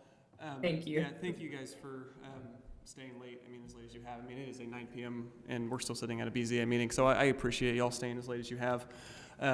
As Sean mentioned, this store over on the east side, it's sitting on the southwest corner of the corner lot. So while Eric is correct that we are also sitting on a corner lot like they are, the fact of the matter is it's a different corner. And if the reason we can't place our building directly in the corner of our lot is because if we did so, our drive-through would be positioned in such a way that we are delivering food to the passenger side of the car, which doesn't really work for a drive-through. I mean, if you can imagine somebody in a McDonald's drive-through window trying to pass food to somebody who's on the opposite side of a car, it doesn't work. And that's part of the reason why we have placed the drive-through in the location that we have and have not placed the building in the southeast corner of the lot as the planning department had requested. Other than that, I don't really have anything else to present, so I will yield the remainder of my time, but thank you for agreeing to hear our petition tonight. And I guess I'll add one more quick thing. We are open to considering improvements to 3rd Street if need be. We're happy to work through that with the city. If it requires us to pay for extra long turn lane improvements, whatever that might be, we're happy to work through that with the city, even if it's as a condition of tonight's approval. So thank you. Thank you. Back to the board for action. That would include a motion or continued discussion or questions to either the staff or the petitioner at this point. I just want to say, if you think you're going to talk about this for a while, we do have to stop by 9, so someone will have to make a motion and we'll have to vote if you would like to continue past 9, so you have about 5 minutes. Well, we should do that now while we're at that point. We're at a break. Can I have a motion for continuing the meeting past the 9 o'clock cutoff? So moved. Second? Second. Call? Burrell? Yes. Fernandez? Yes. Kutsenkow? Yes. Throckmorton? Yes. Ballard? Yes. Thank you. And back to the board for action.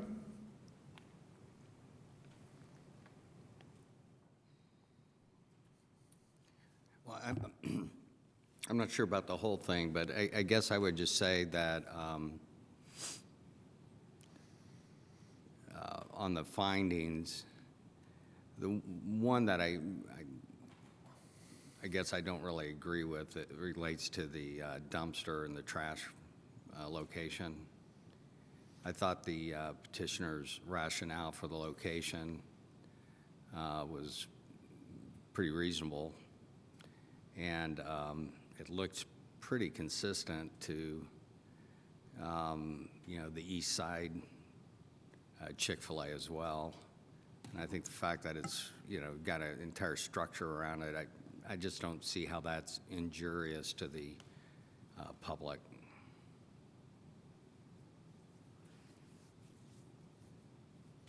Any other comments or questions to the petitioner or to the staff? Quick question on the, I guess for Eric, on the landscaping, they're 8% short. Is that? Yes. What would that quantify to, like plant-wise, or? Well, so it's, it's not in relation to the number of trees or shrubs, but it's just in relation to the amount of open space that occurs on a property. So the minimum landscaped area number, is just supposed to serve as one of those checks and balances on a property for how much is developed and how much is just left open as undeveloped space. That undeveloped space serves a wide range of things, area for landscaping, stormwater infiltration, habitat somewhat. So it's not necessarily and like I said, they're meeting the number of trees and shrubs. It's just the amount of space that's not developed is what that is specifically kind of relates to.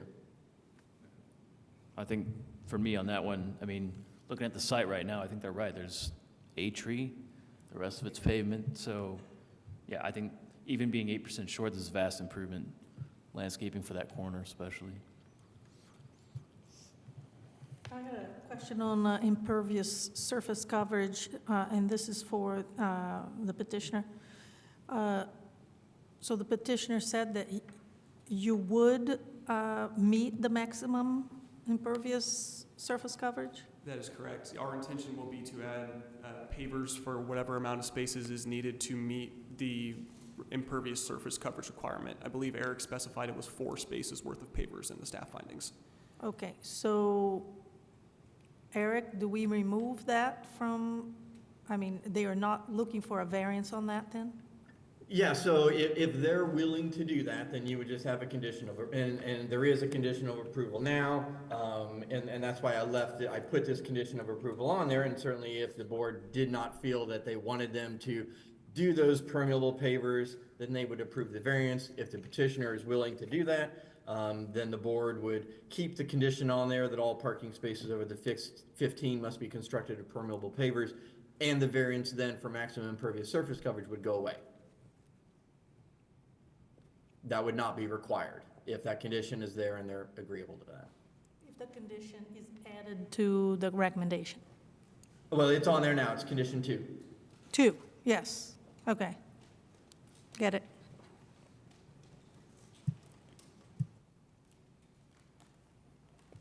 Any other comments, questions?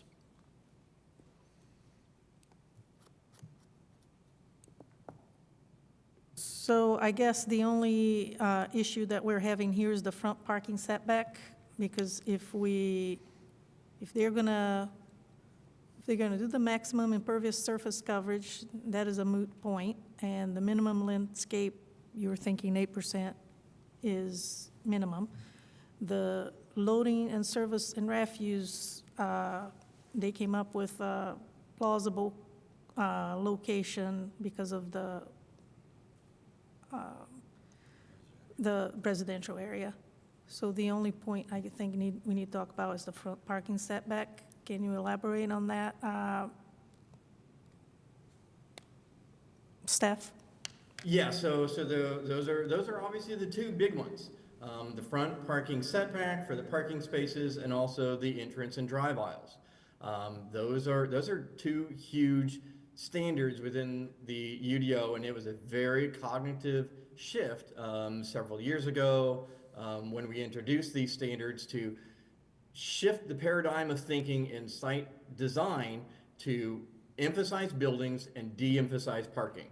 Having buildings at a corner, framed, or along a street improves pedestrian accessibility to that, and it places the emphasis on buildings and not vehicles. It increases the streetscape along there. So, this is a big shift from the thinkings of 30 years ago when sites were designed with the building in the far end of the parking lot and a sea of parking or all of the parking between a building and the street. It creates a very negative experience along the street for pedestrians and vehicles.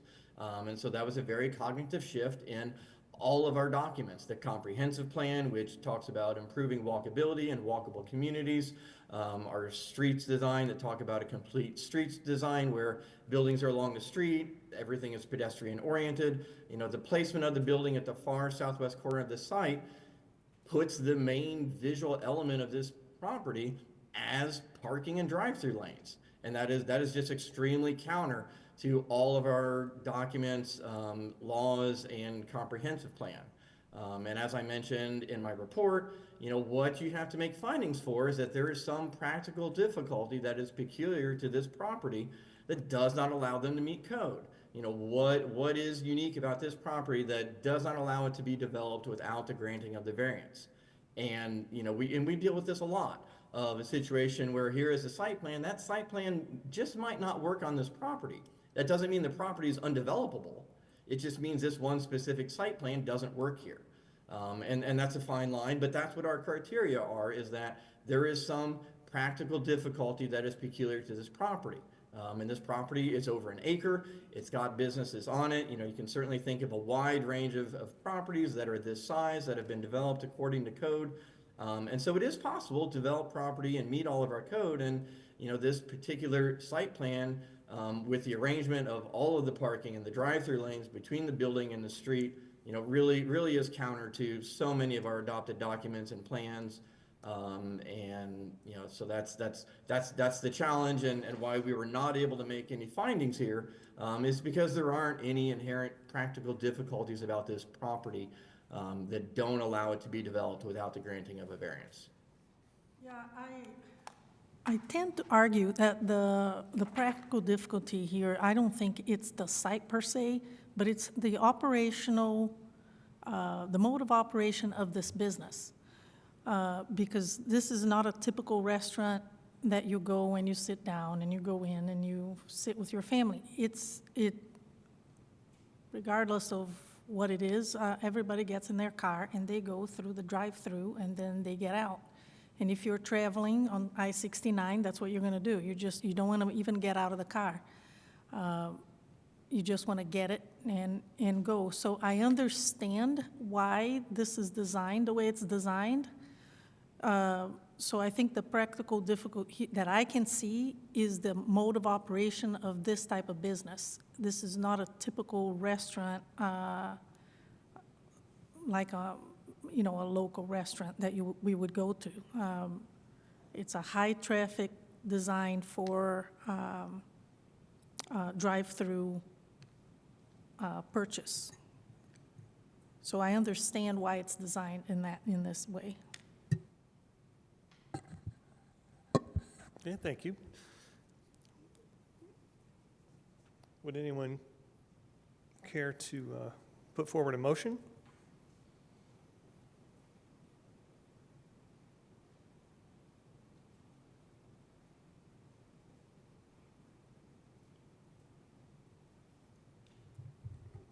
Can I ask a quick question to the petitioner? Absolutely. So if we're stuck on the entrance and drive and the front parking setback, for you guys to change your plans to meet code, what is that going to require, and what would that cost? So I can't speak directly to costs because Sure. that's incredibly fluid. As far as requiring changes to the plans, I'm happy to pull open the PDF. I've got staff over here. We've got about 6 or 7 different site plans that have been looked at for this site. We've worked with staff on many of those. Eric has seen many of those, and to be honest, we feel that the site plan that we have presented today is the site plan. There's not going to be another site plan that works for Chick-fil-A and works for the city of Bloomington. We've done the works for Chick-fil-A site plan. Eric didn't like it. We were happy to accommodate his requests. Ended up where we are today. This is what we're moving forward with. So this is it. This is it. This works. is it. If this site plan, if the city does not like the site plan, if this does not work for the city, if these variances don't get approved today, Chick-fil-A will have to consider other lots in Bloomington. And as the landlord mentioned, we've been looking for 2 or 3 years. Land on the west side of Bloomington is not easy to come by. But the short answer is that this is our site plan. Yeah, and that's where I would bring into account that we now can take financial dispositions into our arguments, into our findings of fact. And I think that's a big one, especially with Flavi saying, like the thoroughfare of being 500 feet from the interstate, this is just a get and go. That's all it is. Nobody's really looking, observing. They're flying down West 3rd, they're getting to the interstate, or they're getting off. But I think, again, this comes back to understanding what the UDO is saying. And Eric, I understand your findings, but I also think it's forcing a financial disposition of something that has to be taken into account. I don't know how to quantify that, but I think it should be considered. I'll just say, since we've talked about the highway a little bit, just as a note, we have seen other fast food restaurants look at this intersection, right? A number of years ago, what's it called? Culver's did a full site plan on the south side of this intersection. They didn't build it, they decided not to, because they thought corporate ended up thinking the light was too difficult, and so then they built the Culver's that is there now. Do we want people getting off the highway and flying down 3rd Street to pop into Culver's and pop back out to the highway? Is that what our plans are for? Is that what the comprehensive plan is looking for at this part of 3rd Street? Or is that what interchanges are for? Is that what the development at the actual intersection of 37 or 69 now and our crossroads for? How far in are we going to let that automobile-focused land use come into town. People live here. I mean, they said so themselves. There are trailers immediately north of here.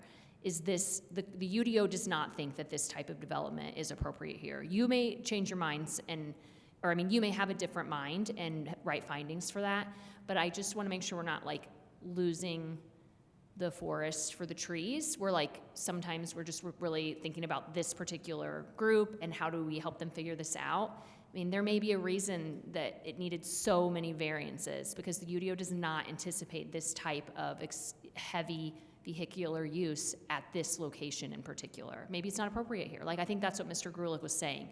The UDO, not every use, and people don't always want to hear that, but not every use is appropriate at every spot.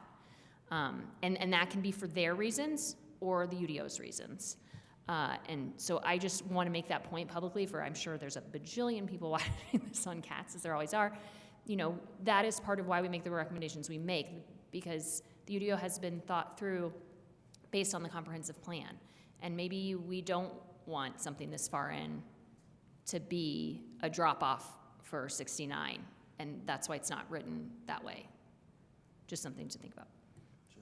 Well, and to follow up on that, and I'm not here to hash out how they should develop, but you do have that whole development area around the Lowe's, behind the Lowe's where the Big Lots had closed. It's now gonna, but there is land there that I don't know the answer to the question, but I'm understanding where Jack is going with it. Is there are places there that are actually designed to allow for some of these things to occur, because Freddie's went in over there, certainly next to Hardee's, et cetera, that actually will accommodate, due to the size of those parking lots, which we know a lot of them are empty, especially where the old Kmart was there.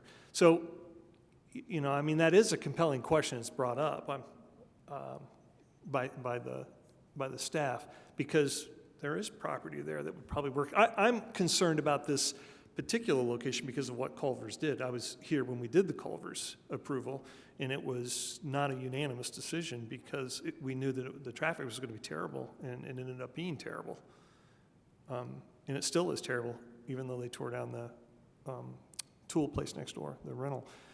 There was a lot of concern about that, and the cars were bleeding out to the stoplight. So I get it, and I also have seen what happens over on the east side, even though, you know, it's a little bit different issue. So, I mean, it's a compelling question being asked by the staff.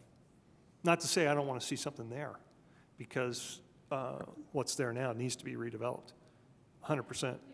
Sorry, to be clear, I just want to make sure that that's a forest for the trees issue. And yes, we would love to see redevelopment here as well. That's what No. That's what all the, you know, UDO regulations are for. They're for redevelopment, but redevelopment that we I feel understand. is in line and appropriate with the long range. Yeah, I don't mean to suggest anti-development. It's just more of a, it's clear that space is primed to be redeveloped quickly. Yes? And just to be clear, though, it is a permitted use. Yes. The issue is the site plan. Yes. Correct. And I also think on top of that, John, it Restaurant has to in do the with the type of business that is, because Chick-fil-A does have a heavy vehicular use. We're granting more spaces for parking, yet there's the discussion that most of the customers are in a car, in and out. So, you know, that also has to be taken into account, I think, in what we do here. Yeah. Again, it goes back to what you just said. It's the site plan. Does the site plan make sense for what Chick-fil-A needs? And we're very close to I-69. It's impossible. It's going to spill over, you know, and it's impossible to protect that area, because it's just the business will come. It's the highways there.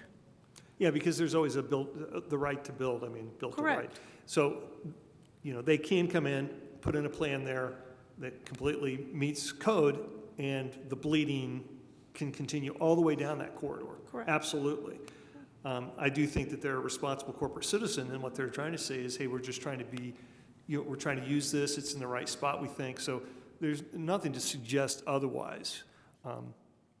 But I think it does go back to what has come up across the board, which is this the right design for that space? Based on what we know the use is going to be with that tenant. Can we add a Business. condition that they will work with the traffic for possible extensions if necessary? Yeah. Well, we have the setback issue first, Correct. right? The traffic, I think if they, if they're meeting the code, there's not much, I think, that we can really put on the petitioner. But I think we have to deal with that issue. Can we grant this variance with what's being termed the site plan? It's the site plan. Or are we going to say, we're not really convinced that this is the site plan, there's got to be another look at it? We've certainly had those decisions in the past, and I'm not advocating either way here, I'm asking the question. We have developers and real estate people here that know. I'm saying, what rendition of these plans are we on? If some, yeah. So this is version number 6. If you'd like, I'm happy to have staff pull up all of our previous versions. No, it's Okay. not necessary. I think, Sure. again, just the point of compromise and how long it takes and finally getting to it. This isn't the first round they've been through. And I'm with Flavia. Like, this is an interstate area. If this was, a mile in, it'd be a different conversation to me. It's not. Anything else going in there is going to be a fast-paced. I mean, what do we think will go in there that's not going to be, to me, accommodating to an interstate, thoroughfare? Sure, somebody may take a chance on that, but you're surrounded by Z-Barts, you got Midas, you've got car shops around there. I mean, I think that's, yeah. So, I'll just kind of touch on that a little bit, and just kind of bring it back a little bit. It's the board's role, their job is to look at the property and say, what is unique here that does not allow this to be developed without the granting of a variance? Not, like I said, it's not that every site plan has to fit on every site, but what is unique here that does not allow this site to be developed without a variance? And that's what it has to come back to. And I think, Eric, that you've made the point that this site is large enough that it could accommodate many things, and therefore it's not injurious to say, we can't approve this. So I think that point's been made clear. Do we have an action that anyone would like to put forth via a motion or more discussion?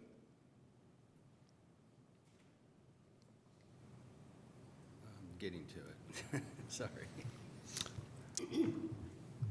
Let me ask a clarifying. What is the issue with the front setback exactly, Eric? So there are two things. One is that parking has to be 20 feet behind the front of the building. But the biggest one is that entrances and drives can't be between the building and the street. So entrances running less than 45 degrees can't be between a building and the street. And so the presence of the drive-through lanes between the building and Kimball Drive is one of those things that does not meet, as well as all of the parking spaces and the entrances, or the drives for those parking spaces. Okay, thank you. So are you saying I'm not saying they want to do this, but if the building, I don't know how you could do it, but if the building and the drive-through were reoriented, it would be in line with the code? If the building was close at the corner of Kimball and 3rd? Yeah, absolutely. So if the building was placed at the southeast corner of the site, then there would be a site, there's lots of possibilities for the site to be developed. And so that's one of the points that, I guess I've been trying to hit on is, the site does present itself to be developed in a wide range of areas that are compliant with the UDO. And there's nothing that prevents that from happening. It's just this particular site plan just doesn't fit. And there could be other locations that it could be fine and would meet. But at the end of the day, this property is very large. And there's nothing inherent about it that does not allow it for it to be developed, and meet all the standards of the UDO. And that's the criteria. I don't know. I just had a sidebar, and I'll share that with everyone. I mean, the possibility is that someone could make a motion, again, for continuance and allow for 1 month to come back with a revision. my comment on the sidebar was that, there has been numerous site plans created, so it could be that a compromise could be reached. So that's also an option for the board to consider. I'm not putting that forward as a motion, I'm putting it as a consideration.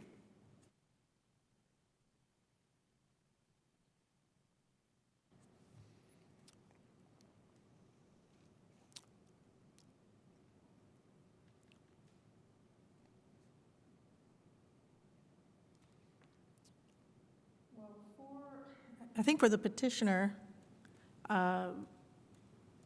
obviously solving this today, I'm not asking a question, I'm just, sorry. Obviously, solving this today would be ideal because then you have to wait for another month. But I think we are very, very close, so close. And I really don't want to deny this and lose this whole work that you have put this through, and maybe find a compromise with the city for what is necessary here, and we can see this on the agenda next month again, and work on the areas that are problematic, which is the front parking setback and the entrance drive.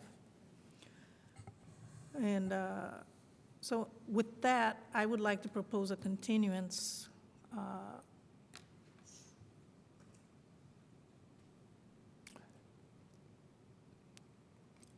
Do I have a second? Okay.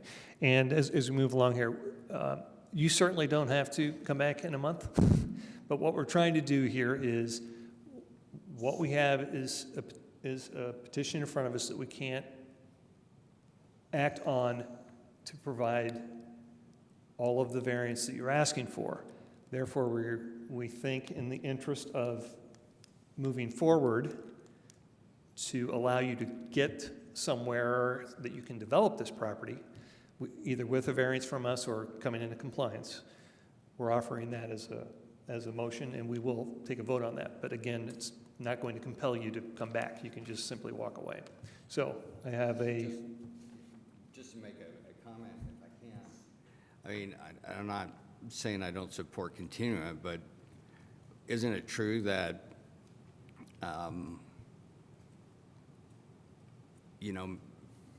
following the staff's recommendation, in effect, would accomplish basically the same thing? In that they would have to, with the exception of the conditions, there's a variance on the parking, they would just have to build it to code, right? In that. well, item 3. Yeah. I think. Yeah. I'm not saying that's the right outcome. I'm just saying that it's. Well, let's make sure that that's actually clear, that your understanding is the same with the staff. Is that correct, Eric? Did we get to the same place? Yeah, so you can approve variances. Typically with variances approvals, we do tie it to a site plan, just try to make sure that things are consistent. But you can approve variances and they can modify other other aspects of the site to be compliant with the variances that were approved. Yeah. Yeah, to second, I think for records keeping sake, it'd be better to have the site plan to have something that you're saying this is what got approved. It's just, like if we're coming back and if they don't build it right away, come back in 2 years, what's the actual thing that got approved? It's better for you all to see the thing that gets approved. You can do it the way Eric is saying, Yeah, with the item 3 there, right? Yeah. Is that right, Yes, Jack? well, item 3 is true no matter what. Okay. But, yeah, and I would say, as we say sometimes, if you do want to do that, give them guidance. Like, what is the thing you think maybe they can work on with us? That's always the hard part. Well, when I look at the design they have, the driver will come through the building to get the food. If we put the building on a southeast corner, the driver can't get the food. Well, they could, just like they do at the ball, right? The car could come along Kimball, turn and have the window there and be pulling the food out of the window. Yeah. But remember, we need a very long driveway, a very long drive-through for them. For setup. Yeah, for a setup. They are not your normal place, like, I mean, when I drive and other fast food places, they have, 6 cars, or maybe 4 cars. You go to Chick-fil-A anytime, I mean, in the peak hour, you're gonna have 50 cars there, going through. So the design that they have is ideal. This design that you have proposed is an ideal design for their business. Their business is different than other fast food businesses. That's why I don't want to shoot this design down, but how can you work with Eric till the next meeting that will get near or satisfy, the front parking setback, and you're already saying you'll work with the impervious surfaces, coverage, the landscape area, and the loading and refuse, we already took care of that. So I guess focusing on the front parking setback and that's it, correct? And with taking out some of the parking spaces, allow there to be an adjustment? No, the parking spaces are going to be there. He's using impervious surfaces for the parking spaces. So he needs the parking spaces as well. Well, they're over the maximum, aren't they? Yes. What I'm saying is if they cut back on the number, would that give them more room to move? Well, that's something they need to, talk to Eric. So, I mean, those are exactly the types of questions, I think, that would have to be presented. Correct. To say, well, okay, thank you. John? So we do have a motion and a second, but it has not been called, so I would still give the opportunity to rescind if you wanted to reconsider, but otherwise we can call the question and vote on the continuation. Is there any objection to calling the question? I would just say, I'm willing to give people time to try and figure it out. I think the fundamental question is going to be whether or not, the site can work, given the nature of this particular restaurant. If the biggest issue is the setback and the alignment of the building or the placement of the primary restaurant, it sounds like that's going to be a huge challenge from the petitioner's perspective, but I'm willing to give people the time to see if they can. But that's, just the way that their business operates, the way it's designed now with the primary stacking of the drive-through running, north and south along Kimball, it's there because that is the longest distance, north to south. I guess you would, it'd be, engineers may be able to figure it out. It's going to be a big challenge. But if that's, the only way it's going to get approved, then I'm willing to continue it and give it see if there's a way to get it done. But I suspect, if I heard Eric right, that's going to be the biggest issue is meeting the basic code. Some of the other variances are probably not nearly as showstoppers, at least from my perspective, but it sounds like to me that the placement of the building closer to Kimball is kind of a showstopper from the planning department's perspective. So I just think that if we continue it, in terms of guidance, I think the staff knows what we're saying. Petitioner is going to need to understand that too, that it's not going to be a matter of just tweaking a couple of things. That's a pretty big fundamental requirement that they may or may not be able to meet, but that'll be a judgment for someone else to make. Can I ask real quick, out of the respect of everybody's time really here, is that even feasible? I would ask the petitioner that. Is it worth us giving you another month, or are you going to just be deadlocked on this and come back and say, we couldn't do it, this is all we could do, that's gonna waste time?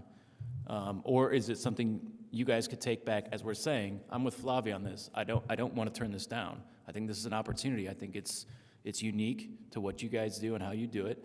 I think it could fit in really well here. But is that feasible if we give you another month?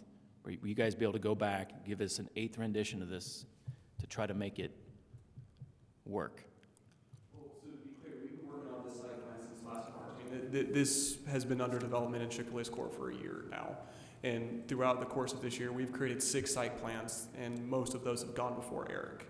We're happy to take another month and take a look at things, but, as Flavia mentioned, and as I mentioned earlier, you can't place the building in the southeast corner. It's not gonna work, because we can't deliver food to the passenger side of a car. I'm not gonna reach over and take food from somebody delivering to the wrong side of the car. Right. So if you're willing to give us a month, we're willing to take a look, but, substantially, the things that are gonna change are gonna be minor. The building is gonna be more or less in the same place, and we can work on, some of the things like the parking setback, but as a whole, the site plan won't really be able to change probably to the degree that the board wants it to. Okay, thank you. Look at page 72. You're talking about the front parking setback, right? That's our sticking point there. There are no practical difficulties that are peculiar to the property to prevent it from being developed in a wide range. The use of the dual lane drive-through is self-imposed. Yeah. So I would, based on that finding by the city, I would respectfully suggest that you're maximizing that drive-through lane because that's what you do. That then begs the question of, is this the best site to develop? So we're in a position as a board that we have to have a reason and a rationale for overriding code. You've given us a self-imposed issue with a very large piece of property that makes it very difficult for us to do that. So where I would gently nudge back would be, you could consider changing that drive-through lane a little bit so that you meet code. You could. I'm not telling you to do that. I'm just saying that because the word could is viable here, you could do that. That doesn't give us cause to override the code, because you could. I just want to explain where we're at. We can't, no matter how much we love the idea of you developing this space, we still are, we can't override something without due cause. So, to follow up on what Tim is saying, the question is, do you think in a month you could find a way to nudge it back? Because we're not asking you to move the building. And is it worth us to pass that, or would you rather just have a denial and then come back in 6 months, or just find another place? We would certainly welcome a continuance, and we're happy to take a look. Certainly the continuance is more favorable than the denial. So if you're willing to give us a month, we will take a look and see what we can come up with in collaboration with Eric in the planning department. Did I misstate that, or was that fair? Yeah. Because I don't want to speak for you. No, I think that's very, I think it's, again, I think they're making the effort, the continuous effort here. We all know that sometimes we get to these places, it's been a year, things get frustrating. It's 9:30 at night. I think coming back in a month with a clear head, and maybe you guys come up with something in the meantime, is worth voting that forward. And I want to dovetail off that too, which is we've done this a long, long time. And we also are quite aware, and again, I'm going to stress before I say it, I'm not suggesting you are. There are petitioners who come to us and say, I've had enough of going back and forth, I'm just going to take it and try to get the variance.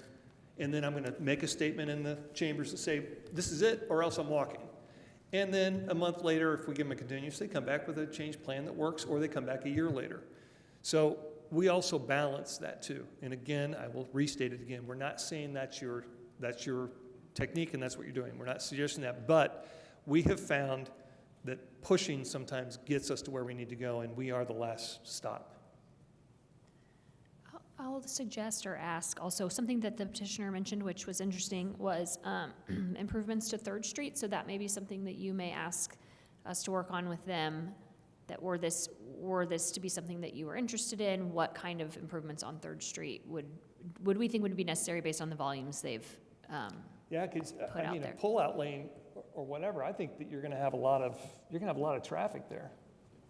And I'm not saying that's bad, I'm just saying that I think we made a mistake with Culver's by not being a little bit more proactive, because that was a major problem until the rental shop closed and was torn down. And they also, I don't know how we did it, but they had an outlet on Third at that point too, which, right, they had a secondary outlet on Third coming out of the parking lot. Culver's does.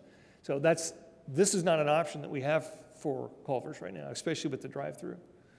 So it's a little bit different there. I would. So we have a motion We and have a a second motion. on the floor. Yeah, So thank you. I'm sorry, John, anything further before we do take a vote on that? No, I was just going to encourage us to act on the motion. Okay, so the question is being called. Can I have the roll? Again, a vote of yes will continue this till the April 24th, 2025 board meeting. Yes. Yes. Yes. Burrell? Yes. Fernandez? Yes. Okay, so the motion will continue. Thank you for your patience. We know it's been a long process, but we do appreciate you accepting that, and we do look forward to seeing you next month. That's it for the petitions. I just had a couple real, again, housekeeping for the board. So Jackie had given you a couple of questions I wanted to go ahead and have followed up. I'd like to know when that discussion happened on that People State Bank, and Yes. whether I was in it, because I wasn't really aware of it. I just wanted to get a better Yep, that's understanding fine. of what was going on with the loss of that drive-through that we had a long discussion about. Yep, I'll get you And the both of second those. is, I know that you had told me some information, but at some time when we had agreed on that parking lot across the street from the Graduate, I'm going to go back and pound the drum on that again.